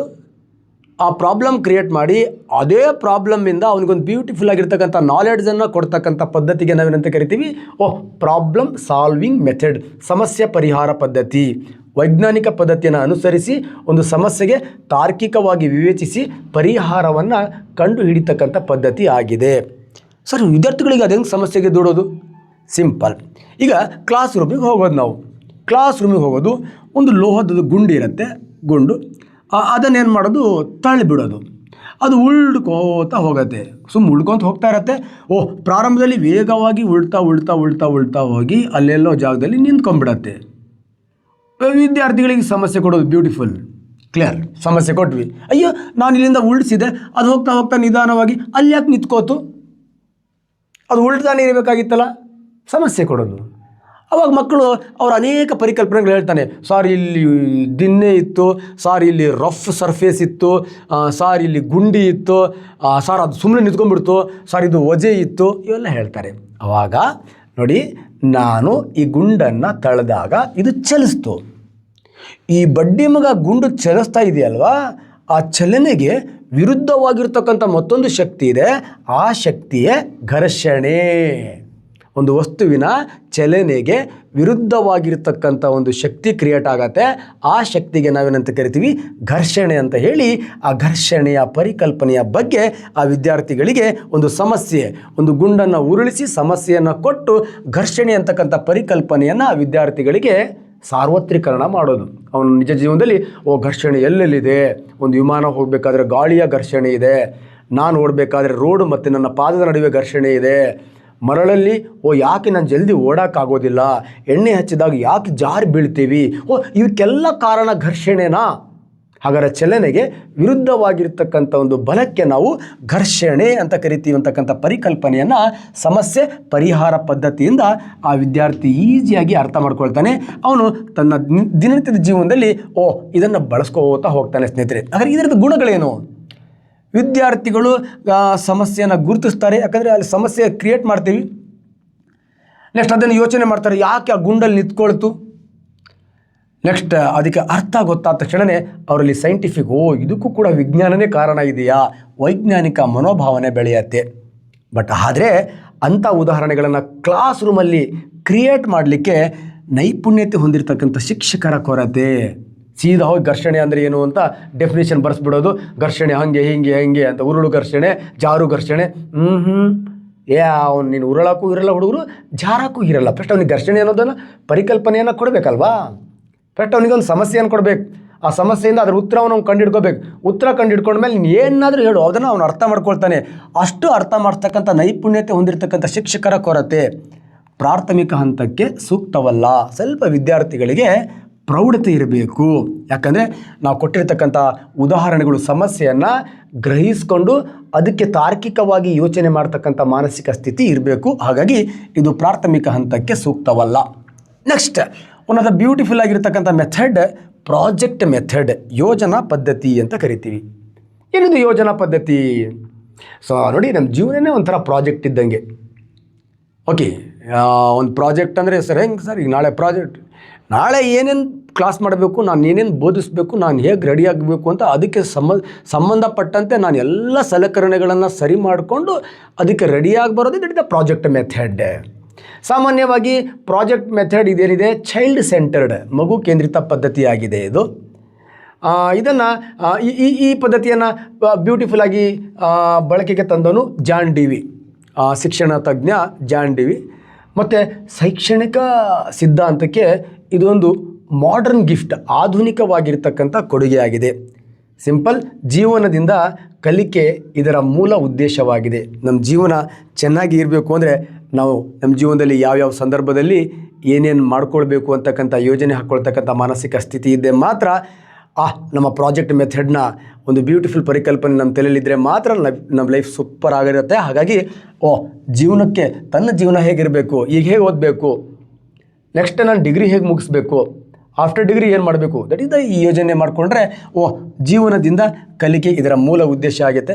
ವಿದ್ಯಾರ್ಥಿಗಳಿಗೆ ಚಟುವಟಿಕೆ ಮೂಲಕ ಕಲಿಸ್ತಕ್ಕಂಥ ಪದ್ಧತಿಯಾಗಿದೆ. ನೋಡಿ, ಡಾಕ್ಟರ್ ಜೆ ಸ್ಟೀವನ್ಸನ್ ರವರ ಪ್ರಕಾರ ಸ್ವಾಭಾವಿಕ ಸನ್ನಿವೇಶಗಳಲ್ಲಿ ಒಂದು ಸಮಸ್ಯೆಯನ್ನು ಬಿಡಿಸುವ ಕ್ರಿಯೆಯ ಯೋಜನೆಯೇ ದಟ್ ಇಸ್ ದ ಯೋಜನಾ ಪದ್ಧತಿ. ಯಾವುದೇ ಸಮಸ್ಯೆಗಳಿರಲಿ, ಏನೇ ಇರಲಿ, ಅವನು ಆ ಸಮಸ್ಯೆಗೆ ಅನುಗುಣವಾಗಿ ತನ್ನಲ್ಲಿ ಇರತಕ್ಕಂಥ ಅಂಶಗಳನ್ನು ಬಳಸ್ಕೊಂಡು ಆ ಸಮಸ್ಯೆಯನ್ನು ಸುಲಭವಾಗಿ ಪರಿಹಾರ ಮಾಡಲಿಕ್ಕೆ ತಾನೆಲ್ಲ ಏನೇನು ಪರಿಕಲ್ಪನೆಗಳನ್ನು ಹಾಕ್ಕೊಳ್ತಾನೆ ಆ ಪರಿಕಲ್ಪನೆಗಳನ್ನು ಹಾಕ್ಕೊಳ್ತಕ್ಕಂಥದ್ದಕ್ಕೆ ಸಹಾಯ ಮಾಡ್ತಕ್ಕಂಥ ಒಂದು ಬ್ಯೂಟಿಫುಲ್ ಪದ್ಧತಿಗೆ ನಾವೇನಂತ ಕರಿತೀವಿ, ಪ್ರಾಜೆಕ್ಟ್ ಮೆಥಡ್ ಅಂತ ಕರಿತೀವಿ ಸ್ನೇಹಿತರೆ. ಈ ಸಣ್ಣ ಪ್ರಾಜೆಕ್ಟ್ ಮೆಥಡ್ಗಳನ್ನು ವಿದ್ಯಾರ್ಥಿಗಳಲ್ಲಿ ನಾವು ಕಲಿಸ್ತಾ ಹೋದಾಗ ಆ ವಿದ್ಯಾರ್ಥಿ ಹೊಸದೊಂದು ಪ್ರಾಜೆಕ್ಟನ್ನು ರೆಡಿ ಮಾಡ್ತಾನೆ, ಅದರ ಆವಿಷ್ಕಾರಕ್ಕೆ ಕಾರಣ ಆಗ್ತಾನೆ, ವಿಜ್ಞಾನಿ ಆಗ್ತಾನೆ, ದೇಶದ ಆಸ್ತಿಯಾಗಿ ಬೆಳಿತಾನೆ ಸ್ನೇಹಿತರೆ. Next one of the very very important lecture demonstration method ಅಂತ ಕರಿತೀವಿ, ಉಪನ್ಯಾಸ ಪ್ರಾತ್ಯಕ್ಷಿತ ಪದ್ಧತಿ ಅಂತ. ಇದು ತುಂಬ ಈಸಿ ಇದೆ. ಹೆಂಗೆ ಅಂದರೆ ಸಿಂಪಲ್, ಯಾವುದೋ ಒಂದು OHP ಓವರ್ ಹೆಡ್ ಪ್ರಾಜೆಕ್ಟ್ ಅಂತ ಅಂದ್ಕೊಳ್ಳಿ. ಯಾವುದೋ ಒಂದು ಇನ್ಸ್ಟ್ರೂಮೆಂಟ್ ಇದೆ, ಯಾವುದೋ ಒಂದು ಇನ್ಸ್ಟ್ರೂಮೆಂಟ್. ಆ ಇನ್ಸ್ಟ್ರೂಮೆಂಟ್ ಬಗ್ಗೆ ಮಗು ಗೊತ್ತಿಲ್ಲ, ಅಲ್ಲಿರ್ತಕ್ಕಂಥ ಯಾರಿಗೂ ಗೊತ್ತಿಲ್ಲ. ಆ ಇನ್ಸ್ಟ್ರೂಮೆಂಟನ್ನು ತಗೊಳ್ಳೋದು, that is the demonstration.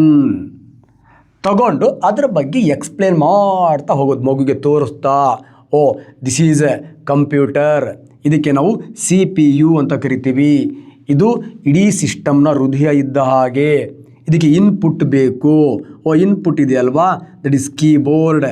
So next output ಬೇಕು, ದಟ್ ಈಸ್ ದ ಮಾನಿಟರ್. ಹಾಗಾದರೆ ಇದು ಮಾನಿಟರ್ ಅಂತ ಕರಿತೀವಿ, ಇದನ್ನು ಕೀಬೋರ್ಡ್ ಅಂತ ಕರಿತೀವಿ, ಇದನ್ನು CPU ಅಂತ ಕರಿತೀವಿ. ಇವು ಮೂರು ಸೇರಿ ಒಂದು ಕೆಲಸವನ್ನು ಮಾಡುತ್ತೆ, ಹಾಗಾಗಿ ಇದಕ್ಕೆ ಸಿಸ್ಟಮ್ ಅಂತ ಕರಿತೀವಿ. ಈ ಸಿಸ್ಟಮನ್ನು ನಾವು ಕಂಪ್ಯೂಟರ್ ಸಿಸ್ಟಮ್. ನೋಡಿ, ಈ ಥರ ಪ್ರಾತ್ಯಕ್ಷಿತೆಯನ್ನು ತೋರಿಸ್ತಾ, ಈಗ ಎಕ್ಸಾಂಪಲ್ ಗ್ಲೋಬನ್ನು ತೋರಿಸೋದು, ಗ್ಲೋಬನ್ನು ತೋರಿಸ್ಕೊಂಡು ಗ್ಲೋಬ್ ಈ ಥರ ಇರುತ್ತೆ, ಉತ್ತರಾರ್ಧ ಗೋಳ, ದಕ್ಷಿಣಾರ್ಧ ಗೋಳ.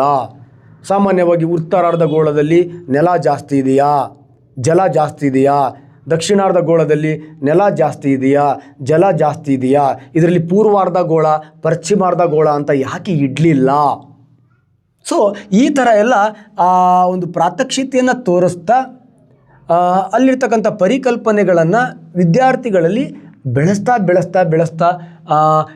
ಅಲ್ಲಿರ್ತಕ್ಕಂಥ ಪರಿಕಲ್ಪನೆಗಳನ್ನು ಎಕ್ಸ್ಪ್ಲೇನ್ ಮಾಡ್ತಾ ಹೋಗ್ತಕ್ಕಂಥ ಪದ್ಧತಿಗೆ ನಾವೇನಂತ ಕರಿತೀವಿ, ಉಪನ್ಯಾಸ ಪ್ರಾತ್ಯಕ್ಷಿತ ಪದ್ಧತಿ. ಈ ವಿಧಾನವು ಅಮೂರ್ತದಿಂದ, ನೋಡಿ, ಈ ಓವರ್ ಹೆಡ್ ಪ್ರಾಜೆಕ್ಟರ್ ಆರ್ ಈ ಕಂಪ್ಯೂಟರ್, ಇಫ್ ಯಾವ ಎನಿ ಒಂದು ಇನ್ಸ್ಟ್ರೂಮೆಂಟ್ ಇದೆ ಅಥವಾ ಯಾವುದೋ ಒಂದು ಟೀಚಿಂಗ್ ಮೆಟೀರಿಯಲ್ಸ್ ಇದೆ, ಅದ್ರ ಬಗ್ಗೆ ಆ ಮಗು ಗೊತ್ತಿಲ್ಲ, ಆ ಮೆಟೀರಿಯಲನ್ನು ತಗೊಂಡು ಆ ಮಗುಗೆ ಅದಕ್ಕೆ ಸಂಬಂಧಪಟ್ಟಂತೆ ಆ ಮೆಟೀರಿಯಲನ್ನು ತೋರಿಸಿ ಎಕ್ಸ್ಪ್ಲನೇಷನ್ ಮಾಡ್ತಾಯಿದ್ದೀವಿ. ಅದಕ್ಕೆ ಅಮೂರ್ತದಿಂದ ಮೂರ್ತದಡಿಗೆ ಸಾಗುವುದಾಗಿದೆ.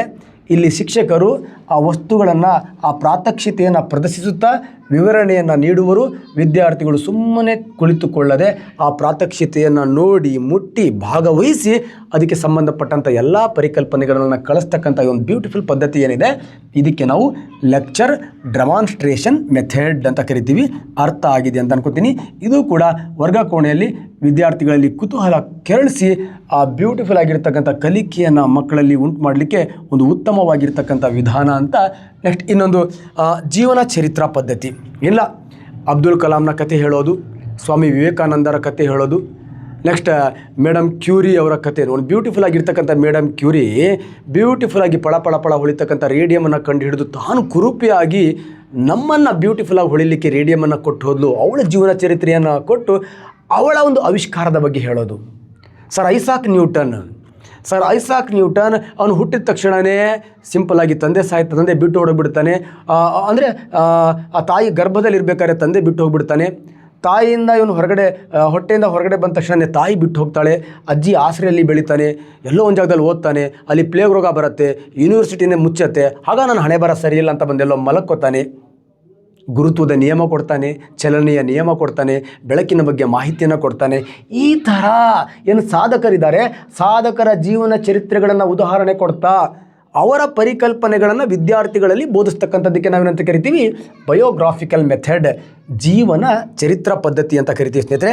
ಇಷ್ಟು ಟೀಚಿಂಗ್ ಟೆಕ್ನಿಕ್ಸ್, ಇನ್ನೂ ತುಂಬ ಅನೇಕ ಟೀಚಿಂಗ್ ಟೆಕ್ನಿಕ್ಸ್ಗಳಿದೆ. ಇಷ್ಟು ಟೀಚಿಂಗ್ ಟೆಕ್ನಿಕ್ಸ್ಗಳನ್ನು ನೀವು ನೋಡಿಕೊಂಡ್ರೆ ಇದರಲ್ಲಿ ಯಾವುದೋ ಒಂದು ಟೀಚಿಂಗ್ ಟೆಕ್ನಿಕ್ಸ್ ಬರುತ್ತೆ. ನೀವು ಇದನ್ನು ಬಳಸ್ಕೊಂಡು ಕ್ಲಾಸ್ ರೂಮಲ್ಲಿ ಒಬ್ಬ ಉತ್ತಮ ಯಶಸ್ವಿ ಶಿಕ್ಷಕನಾಗಿ ಆರಾಮಾಗಿ ಹೊರಹೊಮ್ಮಬಹುದು ಅಂತ ಹೇಳ್ತಾ, ಈಗ ಸ್ವಲ್ಪ ನಾನು ನಿಮಗೆ ಈ ಉಪನ್ಯಾಸ ಪದ್ಧತಿ ಅಂದರೆ ತಮಗೆಲ್ಲರಿಗೂ ಗೊತ್ತಿದೆ. ಲೆಕ್ಚರಿಂಗ್ ಮೆಥಡ್, ಉಪನ್ಯಾಸ ಪದ್ಧತಿ ಎಂದರೆ ಇಲ್ಲಿ ಶಿಕ್ಷಕ ಅಥವಾ ಏನು ಲೆಕ್ಚರ್ ಇದನ್ನು ಉಪನ್ಯಾಸಕ ವಿಷಯವನ್ನು ವಿದ್ಯಾರ್ಥಿಗಳಿಗೆ ಮೌಖಿಕವಾಗಿ ಎಕ್ಸ್ಪ್ಲೇನ್ ಮಾಡ್ತಾ ಹೋಗ್ತಾನೆ. ಅವಾಗ ವಿದ್ಯಾರ್ಥಿಗಳು ತುಂಬ ಸ್ಟ್ರಾಂಗ್ ಇರ್ತಕ್ಕಂತಹ ಅಂದರೆ ಈ ಪ್ರತಿಭಾವಂತ ವಿದ್ಯಾರ್ಥಿಗಳು ಅದನ್ನು ಅರ್ಥ ಮಾಡ್ಕೊಳ್ಬೋದು. ನಮ್ಮಂಥ ದೊಡ್ಡ ನನ್ನ ಮಕ್ಕಳು ಇವನೆಲ್ಲ ಕೊಯ ಅಂತ ಕೊಯ್ತಾನೆ ಅಂತ ಹೇಳ್ಬೋದು. ಇಲ್ಲಿ ಶಿಕ್ಷಕ ಮುಖ್ಯ, ವ್ಯಕ್ತಿ ವಿಷಯವನ್ನು ವಿವರವಾಗಿ ಹೇಳುತ್ತಾನೆ, ವಿದ್ಯಾರ್ಥಿಗಳು ಕೇಳಿ ಗ್ರಹಿಸ್ತಾರೆ. ಹಾಗಾಗಿ ಲೆಕ್ಚರಿಂಗ್ ಮೆಥಡ್ ಸಾಮಾನ್ಯವಾಗಿ ಸ್ವಲ್ಪ ಡಿಗ್ರಿ ಕಾಲೇಜು, PU ಕಾಲೇಜು ಇಲ್ಲಿರ್ತಕ್ಕಂಥ ವಿದ್ಯಾರ್ಥಿಗಳಿಗೆ, ಎಲ್ಲ ವಿದ್ಯಾರ್ಥಿಗಳಿಗಲ್ಲ, ಸಾಮಾನ್ಯವಾಗಿ ಪ್ರತಿಭಾವಂತ ವಿದ್ಯಾರ್ಥಿಗಳಿಗೆ ಸೂಕ್ತ ವಿಧಾನ ಅಂತ ಅಂದ್ಕೊಳ್ತೀನಿ. ಸಾಮಾನ್ಯವಾಗಿ ನಮ್ಮಂಥ ಸರ್ಕಾರಿ ಶಾಲೆಗಳೇನಿದೆ, ಈ ಶಾಲೆಗಳಲ್ಲಿ ಅಂಥ ವಿದ್ಯಾರ್ಥಿಗಳ ಪ್ರಮಾಣ ಕಡಿಮೆ ಇರುತ್ತೆ. ನಾವು ಅನುಗಮನ ಪದ್ಧತಿ, ನೆಕ್ಸ್ಟ್ ಈ ಸಮಸ್ಯೆ ಪರಿಹಾರ ಪದ್ಧತಿ, ನೆಕ್ಸ್ಟ್ ಡೆಮಾನ್ಸ್ಟ್ರೇಷನ್, ಗೈಡೆಡ್ ಡೆಮಾನ್ಸ್ಟ್ರೇಷನ್, ಈ ಪ್ರಾತ್ಯಕ್ಷಿತೆಯನ್ನು ಕೊಟ್ಟು ಅದರ ಸುತ್ತಲೂ ಎಕ್ಸ್ಪ್ಲೇನ್ ಮಾಡ್ತಕ್ಕಂಥ ಪದ್ಧತಿ. ಸೊ ಇವುಗಳನ್ನು ಮತ್ತು ನಮ್ಮ ಏನು ಈ ಜೀವನ ಚರಿತ್ರೆ ಆಧಾರದ ಮೇಲೆ ಹೇಳ್ತಕ್ಕಂಥ ಪದ್ಧತಿ, ಇವುಗಳನ್ನು ಬಳಸ್ಕೊಂಡು ಸ್ವಲ್ಪ ಎಕ್ಸ್ಟ್ರಾ ಪೀರಿಯಡ್ ತೊಗೊಂಡ್ರೆ ವಿದ್ಯಾರ್ಥಿಗಳ ಒಂದು ಹೃದಯದಲ್ಲಿ ಉತ್ತಮ ಶಿಕ್ಷಕ ಆಗ್ತೀವಿ ಅಂತ ಹೇಳ್ತಾ, ನೆಕ್ಸ್ಟ್ ಈ ಸ್ವಲ್ಪ CCE, NCF ಇದ್ರ ಬಗ್ಗೆ ನಿಮಗೆ ಮಾಹಿತಿಯನ್ನು ಕೊಡ್ತಾ ಬರ್ತೀನಿ ಸ್ನೇಹಿತರೆ. ನೋಡಿ, ಎಕ್ಸಾಂಪಲಿಗೆ ಭಾರತದಲ್ಲಿ CCE ಯಾವಾಗ ಬೆಳವಣಿಗೆ ಆಯಿತು? ಕ್ಲಿಯರ್. ನಿಮಗೆಲ್ಲ ಫಸ್ಟ್ CCE ಅಂದರೆ ಏನಂತ ಎಕ್ಸಾಮಲ್ಲಿ ಕೇಳಿಬಿಟ್ಟಿದ್ದಾನೆ. CCE ಅಂದರೆ ಸಿಂಪಲ್ ಕಂಟಿನ್ಯೂಯಸ್ ಕಂಪ್ರೆನ್ಸಿವ್ ಇವ್ಯಾಲ್ಯುವೇಷನ್ ಅಂತ. ಕಂಟಿನ್ಯೂಯಸ್ ಅಂದರೆ ಸಿಂಪಲ್ ನಿರಂತರ, ಕಂಪ್ರೆನ್ಸಿವ್ ಅಂದರೆ ಸಮಗ್ರ, ಇವ್ಯಾಲ್ಯುವೇಷನ್ ಅಂದರೆ ಮೌಲ್ಯಮಾಪನ ಅಂತ. ನಿರಂತರ ಏನು ಶಾಲೆ ಜುಲೈಯಲ್ಲಿ ಪ್ರಾರಂಭವಾಗುತ್ತೆ, ಆ ಜುಲೈಯಿಂದ ಪ್ರಾರಂಭ ಆದ ತಕ್ಷಣ ಏನು ಮಾರ್ಚ್ ಏಪ್ರಿಲಲ್ಲಿ ಎಕ್ಸಾಮ್ ಆಗುತ್ತೆ, ಅಲ್ಲಿವರೆಗೂ ಆ ಮಗುವಿಗೆ ಮೌಲ್ಯಮಾಪನ ಮಾಡ್ತಕ್ಕಂಥದ್ದು ಎಲ್ಲೂ ಬಿಡಂಗಿಲ್ಲ. ಅದಕ್ಕೆ ಬರೀ ಟೆಸ್ಟ್ಗಳಲ್ಲ, ಪಾಠ ಸ್ಟಾರ್ಟ್ ಆಯ್ತು, ಫಸ್ಟ್ ಪೀರಿಯಡ್ ಸ್ಟಾರ್ಟ್ ಆಯಿತು ಅಂದರೆ ಫಸ್ಟ್ ಪೀರಿಯಡಿಂದನೂ ಆ ಮಗು ಏನು ಕಲಿತಾ ಇದೆ, ಅದುವರೆ ಪಠ್ಯದ ಮಾತ್ರ ಕಲಿತಾ ಇದೆಯಾ, ಪಠ್ಯದ ಆ ಕಡೆ ಏನು ಕಲಿತಾ ಇದೆ, ಪಠ್ಯದ ಜೊತೆಗೆ ಅದು ಏನೇನು ರೂಢಿಸ್ಕೊಳ್ತಾ ಇದೆ, ಚಿತ್ರ ಚೆನ್ನಾಗಿ ಬರೆಯತ್ತಾ, ನಿಯಮಗಳನ್ನು ಚೆನ್ನಾಗಿ ಅರ್ಥ ಮಾಡ್ಕೊಳತ್ತಾ, ಉದಾಹರಣೆ ಕೊಟ್ಟು ಅದನ್ನು ಅರ್ಥ ಮಾಡ್ಕೊಳತ್ತಾ, ಪ್ರಾಜೆಕ್ಟ್ಗಳನ್ನು ಚೆನ್ನಾಗಿ ಮಾಡತ್ತಾ, ಕ್ವಿಜ್ಗಳಲ್ಲಿ ಚೆನ್ನಾಗಿ ಭಾಗವಹಿಸತ್ತಾ, ಕಂಪ್ಲೀಟಾಗಿ ನಿರಂತರವಾಗಿ ಪ್ರತಿ ಪೀರಿಯಡಿಂದ ಕಂಪ್ಲೀಟ್ ಜೂನಿಂದ ಏಪ್ರಿಲ್ ಮಾರ್ಚ್ವರೆಗೂ ಆ ಮಗುವಿನಲ್ಲಿ ನಿರಂತರವಾಗಿ ಇಡೀ ಪರಿಕಲ್ಪನೆ ಸಮಗ್ರವಾಗಿ ಮೌಲ್ಯಮಾಪನ ಮಾಡ್ತಕ್ಕಂಥದ್ದಕ್ಕೆ ನಾವೇನಂತ ಕರಿತೀವಿ?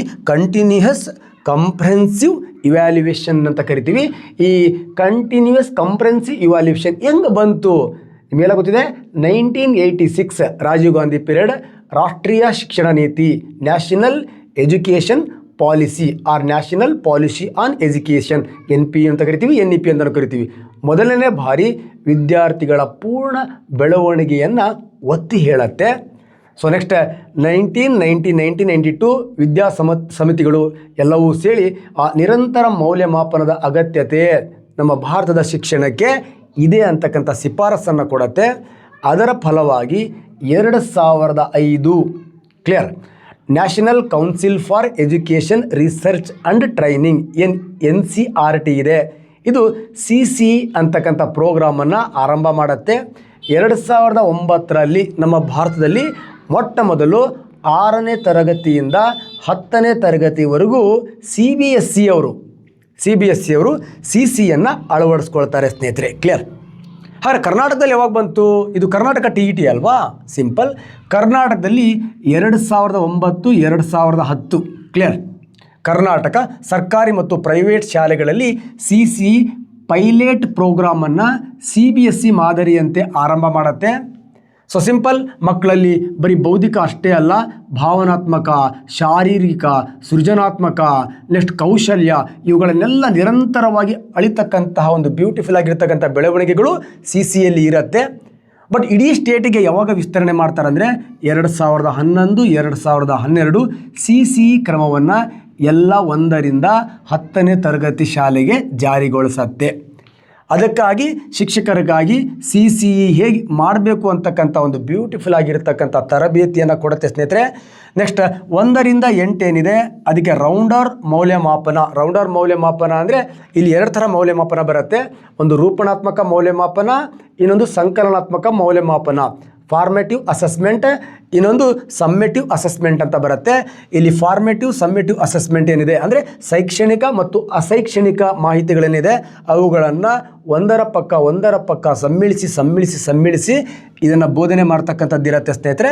ನೆಕ್ಸ್ಟ್ 9ರಿಂದ 10 ಏನಿದೆ ಇದಕ್ಕೆ formative assessment and summative assessment, ರೂಪಣಾತ್ಮಕ ಮೌಲ್ಯಮಾಪನ ಮತ್ತು ಸಂಕಲನಾತ್ಮಕ ಮೌಲ್ಯಮಾಪನ ಏನಿದೆ ಇದರ ಆಧಾರದ ಮೇಲೆ ಮೌಲ್ಯಮಾಪನವನ್ನು ಮಾಡ್ತಾ ಹೋಗ್ತಾರೆ ಸ್ನೇಹಿತರೆ. ಓಕೆ, ನಿಮಗೆ ಈಗ ಅಷ್ಟು ಕ್ಲಿಯರಾಗಿ ಅರ್ಥ ಆಗಲಿಲ್ಲ, ನಾನೀಗ ಹೇಳ್ತಾ ಬರ್ತೀನಿ ನಿಮಗೆ. ಕ್ಲಿಯರ್? ಏನಿದು ಸಂಕಲನಾತ್ಮಕ ಮೌಲ್ಯಮಾಪನ, ರೂಪಣಾತ್ಮಕ ಮೌಲ್ಯಮಾಪನ? ಏನಿಲ್ಲ, ತುಂಬ ಈಸಿ ನೋಡಿ. ಎಕ್ಸಾಂಪಲ್, ಈಗ ರೂಪಣಾತ್ಮಕ ಮೌಲ್ಯಮಾಪನ ಅಂದರೆ ಸಿಂಪಲ್, ನಾವೊಂದು ಪಾಠವನ್ನು ಪ್ರಾರಂಭ ಮಾಡ್ತೀವಿ ಅಂತ ಅಂದ್ಕೊಳ್ಳಿ, ಒಂದು ಲೆಸನನ್ನು ಪ್ರಾರಂಭ ಮಾಡ್ತೀವಿ. ಕ್ಲಿಯರ್? ಎಕ್ಸಾಂಪಲ್, ನಾನೀಗ ರಾಸಾಯನಿಕ ಕ್ರಿಯೆಗಳು ಮತ್ತು ಸಮೀಕರಣಗಳು ಅಂತಕ್ಕಂಥ ಪಾಠವನ್ನು ಪ್ರಾರಂಭ ಮಾಡ್ತೀನಿ. ಹಾಗಾದ್ರೆ ಆ ಪಾಠ ಎಷ್ಟು ಪೀರಿಯಡ್ ಇದೆ? ಟೋಟಲ್ 8 ಪೀರಿಯಡ್ ಇದೆ. ಹಾಗಾದ್ರೆ ಒಂದೇ ದಿವಸಕ್ಕೆ 8 ಗಂಟೆ ಪಾಠ ಮುಗಿಸೋಕ್ಕಾಗತ್ತೆ? ನೋ. ಫಸ್ಟ್ ದಿನ ಏನು ಮಾಡ್ತೀನಲ್ವಾ, 45 ಮಿನಿಟ್ಸಲ್ಲಿ ಆ 45 ಮಿನಿಟ್ಸಲ್ಲಿ ನಾನು ಏನೇನು ಮಾಡ್ತೀನಿ ಅದನ್ನು ನಾನು ಮೌಲ್ಯಮಾಪನ ಮಾಡ್ತೀನಿ. ಅದಕ್ಕೆ ಸಂಬಂಧಪಟ್ಟಂತಹ ಹೋಮ್ವರ್ಕನ್ನು ಕೊಡಬಹುದು. ಅಲ್ಲಿ ಸಂಬಂಧಪಟ್ಟಂತಹ ಚಾರ್ಟ್ಗಳನ್ನು ನಾನು ಆ ಮಗುಗೆ ಆ 45 ನಿಮಿಷದಲ್ಲಿ ನಾನೇನು ಮಾಡಿದ್ದೀನಿ ಅದನ್ನು ಬರ್ಕೊಳ್ಳಿಕ್ಕೆ ಅಥವಾ ಬರ್ಕೊಂಬರಲಿಕ್ಕೆ ಹೇಳಬಹುದು. ಅಥವಾ 45 ನಿಮಿಷದಲ್ಲಿ ಏನು ಪಾಠ ಮಾಡಿದ್ದೀನಿ ಮಗುಗೆ ಮಧ್ಯ ತರಗತಿಯಲ್ಲಿ ಪ್ರಶ್ನೆಗಳನ್ನು ಹಾಕಬಹುದು. ಅಥವಾ ಇಲ್ಲಿ ರಾಸಾಯನಿಕ ಕ್ರಿಯೆಗಳ ಉದಾಹರಣೆಗಳನ್ನು ಕೊಟ್ಟು ಇನ್ನಿತರ ಉದಾಹರಣೆಗಳನ್ನು ನೀವೆಲ್ಲರೂ ಚರ್ಚೆ ಮಾಡಿ ಅಂತ ಗುಂಪು ಚರ್ಚೆಗೆ ವಿದ್ಯಾರ್ಥಿಗಳನ್ನು ನಾನು ಕೊಡಬಹುದು. ಅಥವಾ ಒಂದು 2-3 ಟಾಪಿಕ್, ಈ 8 ಗಂಟೆಯಲ್ಲಿ 4 ಗಂಟೆ ಟಾಪಿಕ್ ಆದ ನಂತರ ಆ 4 ಗಂಟೆಯಲ್ಲಿ ಪ್ರಾಜೆಕ್ಟ್ಗಳನ್ನು ಮಾಡ್ಕೊಂಡ್ಬಂದು ಅದನ್ನು ಪರಿಶೀಲನೆ ಮಾಡ್ಬೋದು. ಅಥವಾ ಆ ವಿದ್ಯಾರ್ಥಿಗಳಿಗೆ ಪಾಠದ ಮಧ್ಯೆ ನಾನು ಇವತ್ತು ಕ್ವಿಜ್ಗಳನ್ನು ನೋಡಿ, ನಿಮ್ಮ ಈ ಬ್ಯಾಚ್ಗಳಿಗೆ ನಿನ್ನೇನು ಪಾಠ ಮಾಡಿದ್ದೀನಿ, ಇವತ್ತೇನು ಪಾಠ ಮಾಡ್ತೀನಿ, ಅದಕ್ಕೆ ಸಂಬಂಧಪಟ್ಟಂತಹ ರಸಪ್ರಶ್ನೆಗಳನ್ನು ಕೇಳ್ಬೋದು ಅಂತ ಆ ವಿದ್ಯಾರ್ಥಿಗಳಿಗೆ ಅಲ್ಲಿ ಇನ್ವಾಲ್ವ್ಮೆಂಟ್ ಆಗೋ ಹಾಗೆ ಮಾಡ್ಕೋಬೋದು. ನೆಕ್ಸ್ಟ್ ನಾನು ಓರಲನ್ನು ಮಾಡ್ಬೋದು ಅಥವಾ ವರ್ಕ್ಶೀಟ್ಗಳನ್ನು ಗಮನಿಸ್ಬೋದು. ಒಟ್ಟಾರೆಯಾಗಿ ನಮ್ಮ ತರಗತಿಯ ಮಧ್ಯದಲ್ಲಿ ಪಾಠದ ಮಧ್ಯದಲ್ಲಿ ಆ ಪಾಠವನ್ನು ಪ್ರಾರಂಭ ಮಾಡಿ ಮುಗಿಸ್ಲಿಕ್ಕೆ ನಾನು ಏನೇನು ಚಟುವಟಿಕೆಗಳನ್ನು ಕೈಗೊಳ್ತೀನಿ, ಆ ವಿದ್ಯಾರ್ಥಿಗಳನ್ನು ನಾನು ನಿರಂತರವಾಗಿ ಆ ವಿದ್ಯಾರ್ಥಿಗಳನ್ನು ಚಟುವಟಿಕೆಗಳಿಂದ ಆ ವಿದ್ಯಾರ್ಥಿಗಳನ್ನು ಆ ಪಾಠ ಮುಗಿಯೋವರೆಗೂ ನಾನು ಏನೇನು ಹೆಂಗೆ ಬಳಸ್ಕೊಳ್ತೀನಿ ಅದರ ಮೌಲ್ಯಮಾಪನವನ್ನು ಮಾಡ್ತಕ್ಕಂಥದ್ದಕ್ಕೆ ನಾವೇನಂತ ಕರಿತೀವಿ? ರೂಪಣಾತ್ಮಕ ಮೌಲ್ಯಮಾಪನ ಅಂತ ಕರಿತೀವಿ. ಕ್ಲಿಯರ್? ಹಾಗಾದರೆ ಪಾಠ ಮುಗೀತಲ್ವಾ? ಪಾಠ ಮುಗಿದ ಮೇಲೆ ನಿರಂತರವಾಗಿ ನಾನು 8 ಪೀರಿಯಡು ಆ ಮಗುವಿಗೆ ಮೌಲ್ಯಮಾಪನ ಮಾಡ್ಕೊಳ್ತಾ ನನ್ನ ತಂತ್ರಗಳನ್ನು ಬಳಸ್ಕೊಂಡು ಮೌಲ್ಯಮಾಪನ ಮಾಡ್ಕೊಳ್ತಾ ಪಾಠ ಏನೋ 8 ಪೀರಿಯಡ್ ಆದಮೇಲೆ ಮುಗಿಸಿದ್ದೀನಿ. ಮುಗಿಸಿದ ನಂತರ ನಾನೇನು ಮಾಡ್ತೀನಿ? ಘಟಕ ಪರೀಕ್ಷೆ ಮಾಡ್ತೀನಿ. ಪಾಠದ ಅಂತ್ಯದಲ್ಲಿ ನೋಡಿ, one of the very very important, ಪಾಠದ ಅಂತ್ಯದಲ್ಲಿ ಯೂನಿಟ್ ಟೆಸ್ಟನ್ನು ಮಾಡ್ತೀನಿ. ನನ್ನ ರೂಪಣಾತ್ಮಕ ಮೌಲ್ಯಮಾಪನ ಯಶಸ್ವಿ ಆಗಿದೆಯಾ ಅನ್ನೋದನ್ನು ಪರೀಕ್ಷೆ ಮಾಡಲಿಕ್ಕೆ ಆ ಪಾಠದ ಅಂತ್ಯದಲ್ಲಿ ನಾನು ಮಾಡ್ತಕ್ಕಂಥ ಒಂದು ಬ್ಯೂಟಿಫುಲ್ ಪರೀಕ್ಷೆ ಏನಿದೆ ಇದಕ್ಕೆ ನಾವು ಸಂಕಲನಾತ್ಮಕ ಮೌಲ್ಯಮಾಪನ, ಸಮ್ಮೇಟಿವ್ ಅಸೆಸ್ಮೆಂಟ್ ಅಂತ ಕರಿತೀವಿ. ಅರ್ಥ ಆಗಿದೆಯಾ? ಹಾಗಾದರೆ ಸಮ್ಮೇಟಿವ್ ಅಸೆಸ್ಮೆಂಟ್ ಅಂದರೆ ಅಂತ್ಯ, ಪಾಠದ ಅಂತ್ಯ ಆಗಿರ್ಬೋದು, ಅಥವಾ ನಮ್ಮ ಸೆಮಿಸ್ಟರ್ನ ಅಂತ್ಯ ಆಗಿರ್ಬೋದು, ವಾರ್ಷಿಕ ಪರೀಕ್ಷೆ ಒಂದು ವರ್ಷದ ಅಂತ್ಯ ಆಗಿರ್ಬೋದು, ವಾರ್ಷಿಕ ಪರೀಕ್ಷೆ, ಸೆಮಿಸ್ಟರ್ ಅರ್ಧ ವಾರ್ಷಿಕ ಪರೀಕ್ಷೆ ಆಗಿರ್ಬೋದು.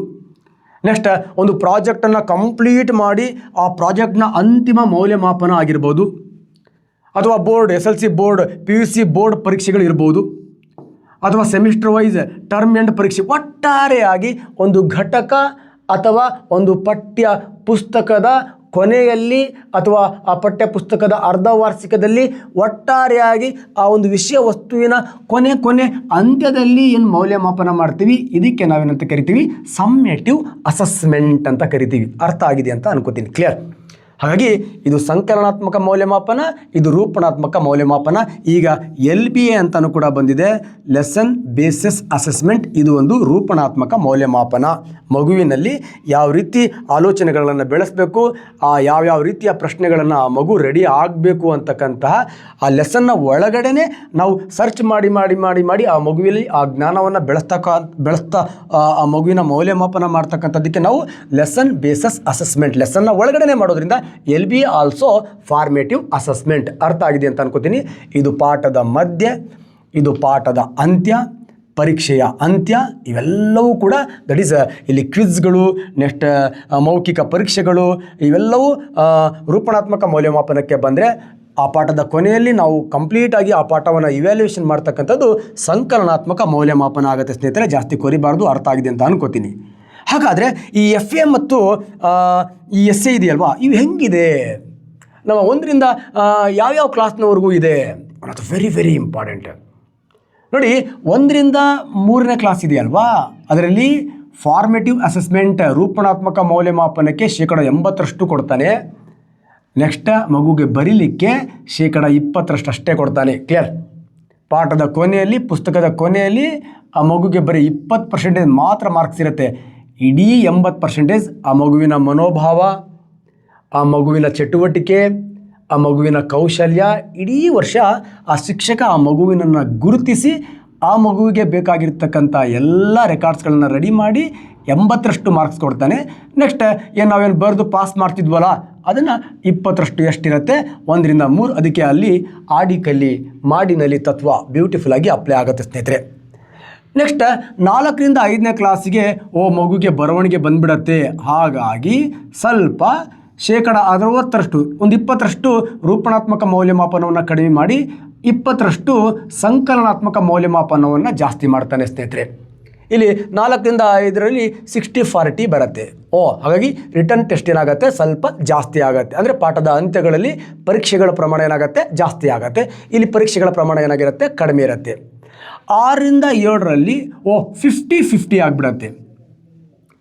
ರೂಪಣಾತ್ಮಕ ಮೌಲ್ಯಮಾಪನವು 50, ಆ ಮಗು ಕ್ವಿಜ್ಜಲ್ಲಿ ಭಾಗವಹಿಸ್ತಕ್ಕಂಥದ್ದು, ನೆಕ್ಸ್ಟ್ ಪ್ರಾಜೆಕ್ಟ್ಗಳನ್ನು ಮಾಡ್ತಕ್ಕಂಥದ್ದು, ನೆಕ್ಸ್ಟ್ ಮೌಖಿಕ ಪರೀಕ್ಷೆಗಳನ್ನು ಮಾಡ್ತಕ್ಕಂಥದ್ದು, ಅವುಗಳ ಪ್ರಮಾಣ ಸ್ವಲ್ಪ ಕಡಿಮೆ ಆಗುತ್ತೆ.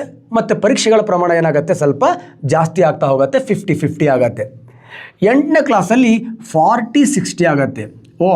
FA ಫಾರ್ಮೇಟಿವ್ ಅಸೆಸ್ಮೆಂಟ್ 40 ಆಗುತ್ತೆ. ನೆಕ್ಸ್ಟ್ ಪರೀಕ್ಷೆಗಳೇನಿದಾವ, ಟೆಸ್ಟಸ್ಗಳು ಏನಿದಾವ, ಎಕ್ಸಾಮ್ಗಳೇನಿದಾವ, ಅವು 60% ಆಗುತ್ತೆ ಸ್ನೇಹಿತರೆ. ಇಲ್ಲಿ ಘಟಕವಾರು ನಾವೇನು ಮಾಡ್ತೀವಿ, ಪಾಠಗಳನ್ನು ವಿಶ್ಲೇಷಣೆ ಮಾಡ್ತಾ ಹೋಗ್ತೀವಿ. ಒಂದು 6 ಪಾಠ ಇತ್ತು ಅಂದರೆ 6 ಪಾಠನ ನಾವೇನು ಮಾಡ್ತೀವಿ, ಒಂದು 10 ಅಂತಕ್ಕಂಥ ಅಂಕಗಳನ್ನು ಕೊಟ್ಟು ಅದನ್ನು ಮತ್ತೆ 10% ರೆಡ್ಯೂಸ್ ಮಾಡ್ಕೊಳ್ತೀವಿ. ಈ ಥರ FA1 10, FA2 10, FA3 10, FA4 10, 10, 4 FA4 40, next SA1 30, SA2 30, 60, 100ಗೆ ಲಾಸ್ಟಿಗೆ ನಾವೇನು ಮಾಡ್ತೀವಿ, ಆ ಮಗುವಿನ ರಿಸಲ್ಟನ್ನು ಕೊಡ್ತೀವಿ ಸ್ನೇಹಿತರೆ. ಒಟ್ಟಾರೆಯಾಗಿ ಇದರಲ್ಲಿ ಕಡಿಮೆ ಆದ್ರೂ ಕೂಡ ಮಗು ಇದರಲ್ಲಿ ತನ್ನ ಭಾವನಾತ್ಮಕವಾಗಿ ತಾನು ಬರೀತಕ್ಕಂಥ ಕೌಶಲ್ಯಗಳನ್ನು ಅಥವಾ ತನ್ನಲ್ಲಿರ್ತಕ್ಕಂಥ ಮನೋಧೋರಣೆಗಳಿಂದ ಇಲ್ಲಿ ಮಾರ್ಕ್ಸ್ ತಗೊಂಡು ಇಲ್ಲಿ ಮಾರ್ಕ್ಸ್ ಕಡಿಮೆ ಆದ್ರೂ ಕೂಡ ಮಗು ಏನಾಗುತ್ತೆ, ಮುಂದಿನ ತರಗತಿಗೆ ಅರ್ಹತೆಯನ್ನು ಪಡೆಯುತ್ತೆ. ನೆಕ್ಸ್ಟ್ SLC ಬೇಸಿಸನ್ನು ಆಧಾರವಾಗಿ ಇಟ್ಕೊಂಡು ಮತ್ತೆ ನಾವು ಫಾರ್ಮೇಟಿವ್ ಅಸೆಸ್ಮೆಂಟನ್ನು 9ರಲ್ಲಿ ಏನು ಮಾಡಿಬಿಡ್ತೀವಿ, 20%ಗೆ ತಂದುಬಿಡ್ತೀವಿ. FAಯನ್ನು 20%ಗೆ ತರ್ತೀವಿ. ನೆಕ್ಸ್ಟ್ SA ಏನಿದೆ ಇದನ್ನು ನಾವೇನು ಮಾಡ್ತೀವಿ, 80%ಗೆ ತರ್ತೀವಿ. ವರ್ಷದ ಕೊನೆಯಲ್ಲಿ 80 ಅಂಕದ ಒಂದು ಬ್ಯೂಟಿಫುಲ್ ಆಗಿರ್ತಕ್ಕಂಥ ಪ್ರಶ್ನೆ ಪತ್ರಿಕೆಯನ್ನು ರಚನೆ ಮಾಡ್ತೀವಿ. ನೆಕ್ಸ್ಟ್ ನಾವೇನು ಮಾಡ್ತೀವಿ, FA1, FA2, FA3, FA4 ಅವೆಲ್ಲ ಮಾರ್ಕ್ಸನ್ನು ಟೋಟಲ್ ಮಾಡಿ ಆ 200 ಮಾರ್ಕ್ಸ್ ಏನು ಬರುತ್ತೆ ಅದಗಳನ್ನು 20%ಗೆ ರೆಡ್ಯೂಸ್ ಮಾಡಿ ಆ 80ಕ್ಕೆ ಈ 20ಅನ್ನು ಆ್ಯಡ್ ಮಾಡಿ ಮಗುಗೆ 100ಕ್ಕೆ ಎಷ್ಟು ಮಾರ್ಕ್ಸ್ ಅಂತಕ್ಕಂಥ ಒಂದು ಬ್ಯೂಟಿಫುಲ್ ರಿಸಲ್ಟನ್ನು ಕೊಡ್ತೀವಿ ಸ್ನೇಹಿತರೆ. 2017ರ ಈ ಕಡೆ ನಮ್ಮ SLCಗೆ ಬೋರ್ಡ್ ಎಕ್ಸಾಮ್ ಇದೆ, CCE ಇಲ್ಲ. One of the very very important. Sir ಮತ್ತು ನಾವು SLCಯಲ್ಲಿ FA1, FA2 ಮಾಡ್ತೀವಲ್ಲ ಸರ್, FA1, FA2 ಇಂಟರ್ನಲ್ ಕೊಡಲಿಕ್ಕೆ ಮಾಡ್ತೀವಿ, ಆದರೆ ಅದನ್ನು ನಾವು CCE ಅಂತ ಪರಿಗಣಿಸಲ್ಲ. ಹಾಗಾಗಿ ಈ ಕೆಳಕಂಡ ಯಾವ ತರಗತಿಗೆ CCE ಅನ್ವಯಿಸುವುದಿಲ್ಲ. 8, 7, 9, 10 ಗೂಟ 10 ತಲೆಯಲ್ಲಿ ಇಟ್ಕೊಳ್ಳಿ. One of the very very important. ಅರ್ಥ ಆಗಿದೆ ಅಂತ ಅಂದ್ಕೊಂಡು ನೆಕ್ಸ್ಟ್ ಇನ್ನೊಂದು ಬ್ಯೂಟಿಫುಲ್ ಆಗಿರ್ತಕ್ಕಂಥ ಕಾನ್ಸೆಪ್ಟಿಗೆ ಎಂಟ್ರಿ ಆಗೋಣ ಸ್ನೇಹಿತರೆ. ನೋಡಿ, one of the very very important concept ಎಕ್ಸಾಮಲ್ಲಿ ಕೇಳಿರ್ತಕ್ಕಂಥದ್ದು beautiful NCF national curriculum framework ಅಂತ. ಕ್ಲಿಯರ್? ರಾಷ್ಟ್ರೀಯ ಪಠ್ಯಕ್ರಮ ಚೌಕಟ್ಟು ಅಂತ. ರಾಷ್ಟ್ರೀಯ ಪಠ್ಯಕ್ರಮ ಚೌಕಟ್ಟು. ಈ ರಾಷ್ಟ್ರೀಯ ಪಠ್ಯಕ್ರಮ ಚೌಕಟ್ಟು ಏನಿದೆ ಇದು ಭಾರತದಲ್ಲಿ ಹಲವು ಹಂತಗಳಲ್ಲಿ ರೂಪುಗೊಂಡಿದೆ. ಫಸ್ಟ್ 1975ರಿಂದ ಇತ್ತೀಚಿನ NCF ಅಂದರೆ ಒಟ್ಟು ನಮ್ಮ ಭಾರತದಲ್ಲಿ 4 ಬಾರಿ NCF ಈ ನ್ಯಾಷನಲ್ ಕರಿಕ್ಯುಲಮ್ ಫ್ರೇಮ್ವರ್ಕ್ ಅನೇಕ ಪ್ರೋಗ್ರಾಮ್ಗಳನ್ನು ಹಾಕ್ಕೊಳ್ಳುತ್ತೆ. ಒಂದು 1975, ಇನ್ನೊಂದು 1988, ಇದು ಬ್ಯೂಟಿಫುಲ್ 1986 ಅದರ ಅನ್ವಯ ಬರುತ್ತೆ. 2000 and 2005 2005 ಇದೆಯಲ್ವಾ, ಇವತ್ತು ನಾವು ಬಳಸ್ತಾ ಇರತಕ್ಕಂಥ ಪಠ್ಯಕ್ರಮ, ಅತಿ ಹೆಚ್ಚಿನ ವ್ಯಾಪ್ತಿಯಲ್ಲಿ ಬಳಸ್ತಾ ಇರತಕ್ಕಂತಹ ಪಠ್ಯಕ್ರಮ ಯಾವ NCFದಾಗಿದೆ ಅಂತ ಹೇಳಿದ್ರೆ NCF 2005 ಸ್ನೇಹಿತರೆ. ಅದರ ನಂತರ ನಮಗೆ ಈ NCF NEP national educational policy 2020 ಆಗುತ್ತೆ. ನೆಕ್ಸ್ಟ್ ಕರ್ನಾಟಕದಲ್ಲಿ 2023ರಲ್ಲಿ ಇದನ್ನು ಜಾರಿ ತರ್ತಾರೆ. ಆದರೆ ಅಲ್ಲಿ ಗೌರ್ಮೆಂಟ್ ಚೇಂಜ್ ಆಗುತ್ತೆ.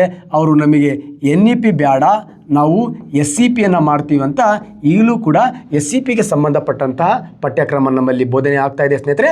ನಮ್ಮಲ್ಲಿ NEP ಜಾರಿ ಆಗಿಲ್ಲ. ಕ್ಲಿಯರ್? ಇಲ್ಲಿ ಕೇಳಿಬಿಡ್ತಾನೆ ಅವನು, ಒಂದು NCF ಅಂದರೆ ಏನು ಅಂತ ಕೇಳಿದ್ದಾನೆ. ನೆಕ್ಸ್ಟ್ ಈಗ ಇರ್ತಕ್ಕಂಥ ಪಠ್ಯಕ್ರಮ ಯಾವ ಚೌಕಟ್ಟಿನಲ್ಲಿ ಬೆಳೆಸ್ತಾ ಇದ್ದೀವಿ ಅಥವಾ ನಾವು ಬೋಧಿಸ್ತಾ ಇದ್ದೀವಿ ಅಂತ ಕೇಳಿದ್ರೆ ಅದು ನಮ್ಮ NCF 2005 one of the very very important NCF 2005 ಇದೆ. ಇದೇ ಒಂದು ಬ್ಯೂಟಿಫುಲ್ ಆಶಯದ ಪಠ್ಯಕ್ರಮದ ಚೌಕಟ್ಟನ್ನು ನಾವು ಈಗ ಇರ್ತಕ್ಕಂಥ ಮಕ್ಕಳಿಗೆ ನಾವು ಬೋಧಿಸ್ತಾ ಇದ್ದೀವಿ. ನೆಕ್ಸ್ಟ್ ನಮ್ಮಲ್ಲಿ NEP ಜಾರಿ ಆಗಿತ್ತು, ಆಗಿಲ್ಲ. ಕ್ಲಿಯರ್? ಈಗ ನಮ್ಮಲ್ಲಿ SCPನೇ ಇದೆ, ಸ್ಟೇಟ್ ಎಜುಕೇಷನ್ ಪಾಲಿಸಿನೇ ಇದೆ. ಸೊ ಇಲ್ಲಿ ಕೇಳ್ತಾನೆ, ಸೊ NEP ಯಾವಾಗ ಪ್ರಾರಂಭವಾಯಿತು, ನೆಕ್ಸ್ಟ್ NEP ಈ ಕೆಳಕಂಡ ಯಾವ ವರ್ಷಗಳಲ್ಲಿ ಬಂತು, ನಾವು ಪ್ರಸ್ತುತವಾಗಿ ಯಾವ SCPಯನ್ನು ಅದು NCFನ್ನು ಬಳಸ್ಕೋತಾ ಇದ್ದೀವಿ. 2005ರ ಆಶಯದಂತೆ ನಮ್ಮ ಪಠ್ಯಕ್ರಮಗಳು ರಚನೆಯಾಗಿದೆ. ಆ ಆಶಯ, ಆ ಗುರಿ, ಆ ಉದ್ದೇಶ, ಭವ್ಯ ಭಾರತವನ್ನು ಕಟ್ತಕ್ಕಂಥ ಯೋಜನೆಗಳಿಗೆ ಸಂಬಂಧಪಟ್ಟಂತೆ ನಮ್ಮ ತರಗತಿಯಲ್ಲಿರ್ತಕ್ಕಂಥ ಶಿಕ್ಷಕರು ಮಕ್ಕಳಲ್ಲಿ ಇದರ NCF 2005ರ ಆಶಯದಂತೆ ವರ್ಗಕರಣದಲ್ಲಿ ಬೋಧಿಸ್ತಾ ಇದ್ದಾರೆ ಸ್ನೇಹಿತರೆ. ನೆಕ್ಸ್ಟ್ ಮುಂದೆ ಇದು ದಟ್ ಈಸ್ NEP ಮುಂದೆ ಏನಾಗುತ್ತೋ ಅದೆಲ್ಲ ನಿಮಗೆ ಕ್ಲಿಯಾರಿಟಿ. ನೀವು ಭಾವಿ ಶಿಕ್ಷಕರಾಗಿದ್ದೀರಿ ಮತ್ತು ಶಿಕ್ಷಕರಾದಾಗ ಸೊ ಇದರ ಹೊಸ ಹೊಸ ಯೋಜನೆಗಳನ್ನು ಮತ್ತೆ ಅರಿತಾ ಹೋಗ್ತೀವಿ. ಯಾಕಂದರೆ ಜ್ಞಾನ ಅಂತಕ್ಕಂಥದ್ದು ನಿಂತ ನೀರಲ್ಲ, ಹರಿಯುವ ನೀರು. ಸೊ ಇದು ಕೂಡ one of the very very important.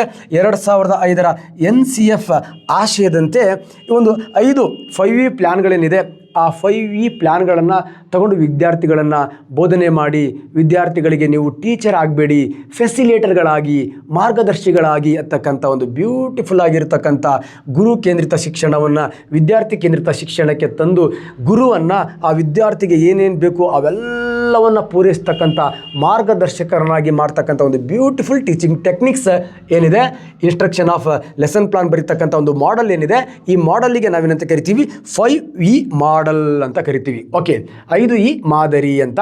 So 5E ಮಾದರಿ ಏನಿದೆ 1987ರಲ್ಲಿ ರೋಜರ್ ಬೇಬಿ ಮತ್ತು biological science curriculum study of USA ಇವರು ರೂಪಿಸ್ತಾರೆ ಸ್ನೇಹಿತರೆ. 2005ರ ಆಶಯದಂತೆ ಇದು ಭಾರತದಲ್ಲೂ ಕೂಡ ಕರ್ನಾಟಕ ಭಾರತದಲ್ಲೂ ಕೂಡ ಇದನ್ನು ನಾವು ಲೆಸನ್ ಪ್ಲಾನನ್ನು ಮಾಡಲಿಕ್ಕೆ ಬಳಸ್ಕೊತಾ ಹೋಗ್ತೀವಿ. ಇದಕ್ಕೆ ಸಂಬಂಧಪಟ್ಟಂಥ ಟೀಚಿಂಗ್ ಆಕ್ಟಿವಿಟೀಸ್ಗಳನ್ನ, ಟೀಚಿಂಗ್ ಟೆಕ್ನಿಕ್ಸ್ಗಳನ್ನ ಬೆಳೆಸ್ಕೊಂಡು ನಮ್ಮಲ್ಲೂ ಕೂಡ ಬೋಧನೆ ಮಾಡ್ತಾ ಬರ್ತೀವಿ ಸ್ನೇಹಿತರೆ.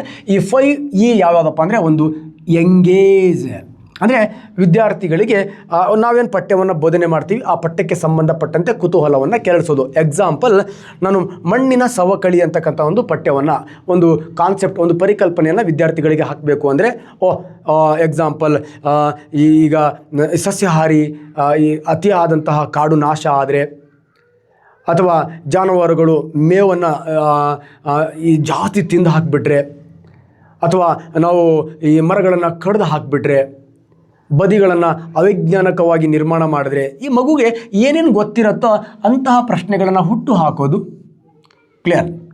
ನೆಕ್ಸ್ಟ್ ಆ ಮಗುಗೆ ಅದಕ್ಕೆ ಸಂಬಂಧಪಟ್ಟಂತಹ ಅನೇಕ ಚಟುವಟಿಕೆಗಳನ್ನು ಆ ಮಗುಗೆ ನಾವು ಬರೋ ಹಾಗೆ ಅಲ್ಲಿರ್ತಕ್ಕಂಥ ಸನ್ನಿವೇಶವನ್ನು ಸೃಷ್ಟಿ ಮಾಡ್ತಕ್ಕಂಥದ್ದು. ಎಕ್ಸಾಂಪಲ್, ನಗರಗಳಲ್ಲಿ ಮಣ್ಣಿನ ಸವಕಳಿ ಜಾಸ್ತಿ ಆಗತ್ತಾ ಅಥವಾ ಹಳ್ಳಿಗಳಲ್ಲಿ ಮಣ್ಣಿನ ಸವಕಳಿ ಜಾಸ್ತಿ ಆಗತ್ತಾ? ಸೊ ಈ ಥರ ಅನೇಕ ಪ್ರಶ್ನೆಗಳನ್ನು ಆ ಮಗು ಎಲ್ಲೆಲ್ಲಿ ಗೊಂದಲಗಳಿರುತ್ತೆ ಅದಕ್ಕೆ ಶಿಕ್ಷಕ ಮಾರ್ಗದರ್ಶನವನ್ನು ಮಾಡ್ತಾ ಆ ಮಗುಗಿರ್ತಕ್ಕಂಥ ಗೊಂದಲಗಳನ್ನು ಎಕ್ಸ್ಪ್ಲೈನ್ ಮಾಡೋದ್ರ ಮೂಲಕ ನಿವಾರಣೆ ಮಾಡ್ತಕ್ಕಂಥದ್ದು. ಸೊ ನಿವಾರಣೆ ಮಾಡಿದ್ಮೇಲೆ ಅರಣ್ಯೀಕರಣ ಅಂದರೆ ಏನು, ಮರು ಅರಣ್ಯೀಕರಣ ಅಂದರೆ ಏನು, ಅರಣ್ಯಕ್ಕೂ ಮತ್ತು ಮಣ್ಣಿಗೂ ಇರತಕ್ಕಂಥ ಸಂಬಂಧ ಏನು, ಸಸ್ಯಕ್ಕೂ ಮತ್ತು ಮಣ್ಣಿಗೆ ಇರ್ತಕ್ಕಂಥ ಸಂಬಂಧವೇನು, ಈ ನಿಜ ಜೀವನಕ್ಕೆ ಅದನ್ನು ಉದಾಹರಣೆ ಕೊಡುವಷ್ಟು ಆ ವಿದ್ಯಾರ್ಥಿಗಳಿಗೆ ಸರಿಯನ್ನು ಮಾಡಿಕೊಂಡು ಆಮೇಲೆ ಪ್ರಶ್ನೆಗಳನ್ನು ಹಾಕೋದು. ನಾನು ಮಣ್ಣಿನ ಸವಕಳಿಯ ಬಗ್ಗೆ ಹಾಕಿರ್ತಕ್ಕಂಥ ಪರಿಕಲ್ಪನೆ ಆ ಮಗುವಿನ ತಲೆಯಲ್ಲಿ ಹೋಗಿದೆಯಾ, ಆ ಮಗು ತನ್ನ ಜೀವನದಲ್ಲಿ ಅರ್ಥ ಮಾಡ್ಕೊಂಡಿದೆಯಾ, ಅದರಿಂದ ಆ ಮಗುಗೆ ಏನಾದರೂ ಉಪಯೋಗವಾಗಿದೆಯಾ, ಆ ಮಗುವಿನಿಂದ ನನ್ನ ದೇಶಕ್ಕೆ ಏನಾದರೂ ಉಪಯೋಗ ಆಗತ್ತಾ ಅಂತಕ್ಕಂತಹ ಪ್ರಶ್ನೆಗಳನ್ನು ಹಾಕ್ಕೊಂಡು ಆ ಮಗುವನ್ನು ಮೌಲ್ಯಮಾಪನ ಮಾಡೋದು. ಇಲ್ಲಿ 5 ಇ ಇದೆ. 5 ಇಯಲ್ಲಿ ಒಂದೇ ಇಯಲ್ಲಿ ಮಾತ್ರ ಶಿಕ್ಷಕನ ಪಾತ್ರ ಇರುತ್ತೆ, ಬೇರೆ ಜಾಗದಲ್ಲಿ ಶಿಕ್ಷಕ ಬರೀ ಗೈಡೆಡ್ ಆಗಿರ್ತಾನೆ ಅಷ್ಟೇ ಸ್ನೇಹಿತರೆ. ಏನಾದರೂ ಆ ಕಡೆ ಈ ಕಡೆ ಮಗು ಹೋಯಿತು ಅಂದರೆ ಅದನ್ನು ಸರಿ ಮಾಡೋನಾಗಿರ್ತಾನೆ.